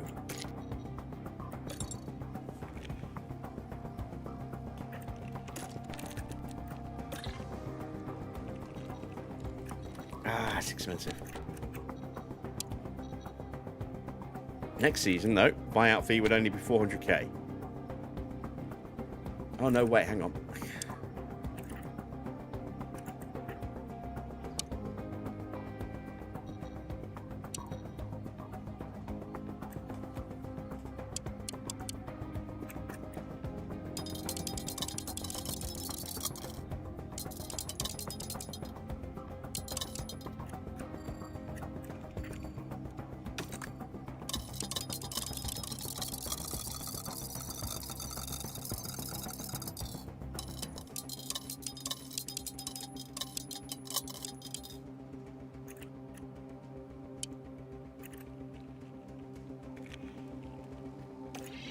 Here we go. Another offer sent out.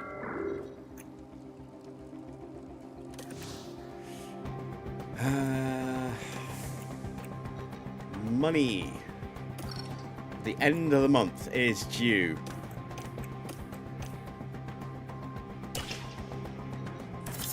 It was $1 million. That's not bad. We got our spare side part and our spare underfloor. So we're back to having good spare parts ready for the next race. Let's confirm that. There we go. 4 of those. And 4 of those. Very nice. Monthly car development. I never pay attention to these because they're almost always wrong.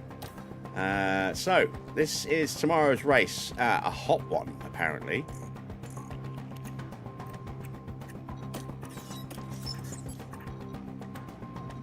With a wet sprint. Ooh, okay. So, we're going to have a real mix of conditions. We're going to have a really hot race and a very wet sprint, potentially. Interesting. Interesting indeed. That's it for tonight. I hope you have enjoyed this stream. If you have and you haven't already done so, then a thumbs up would be much appreciated. And if you are not yet subscribed, then why not consider hitting that subscribe button as well. Be sure to click on the bell for notifications on all things Jim Bob. Anything that drops on the channel, be it a post, a new video, a live stream announcement, anything like that. Make sure you click that bell to be notified about those. We'll be back tomorrow at the usual time, 8 p.m. for the next round of our Grand Prix and the second sprint of the season as we head to Miami. Until then, that's it from me. Thanks for watching. I am Jim Bob, and I'll be back with more F1 Manager very soon.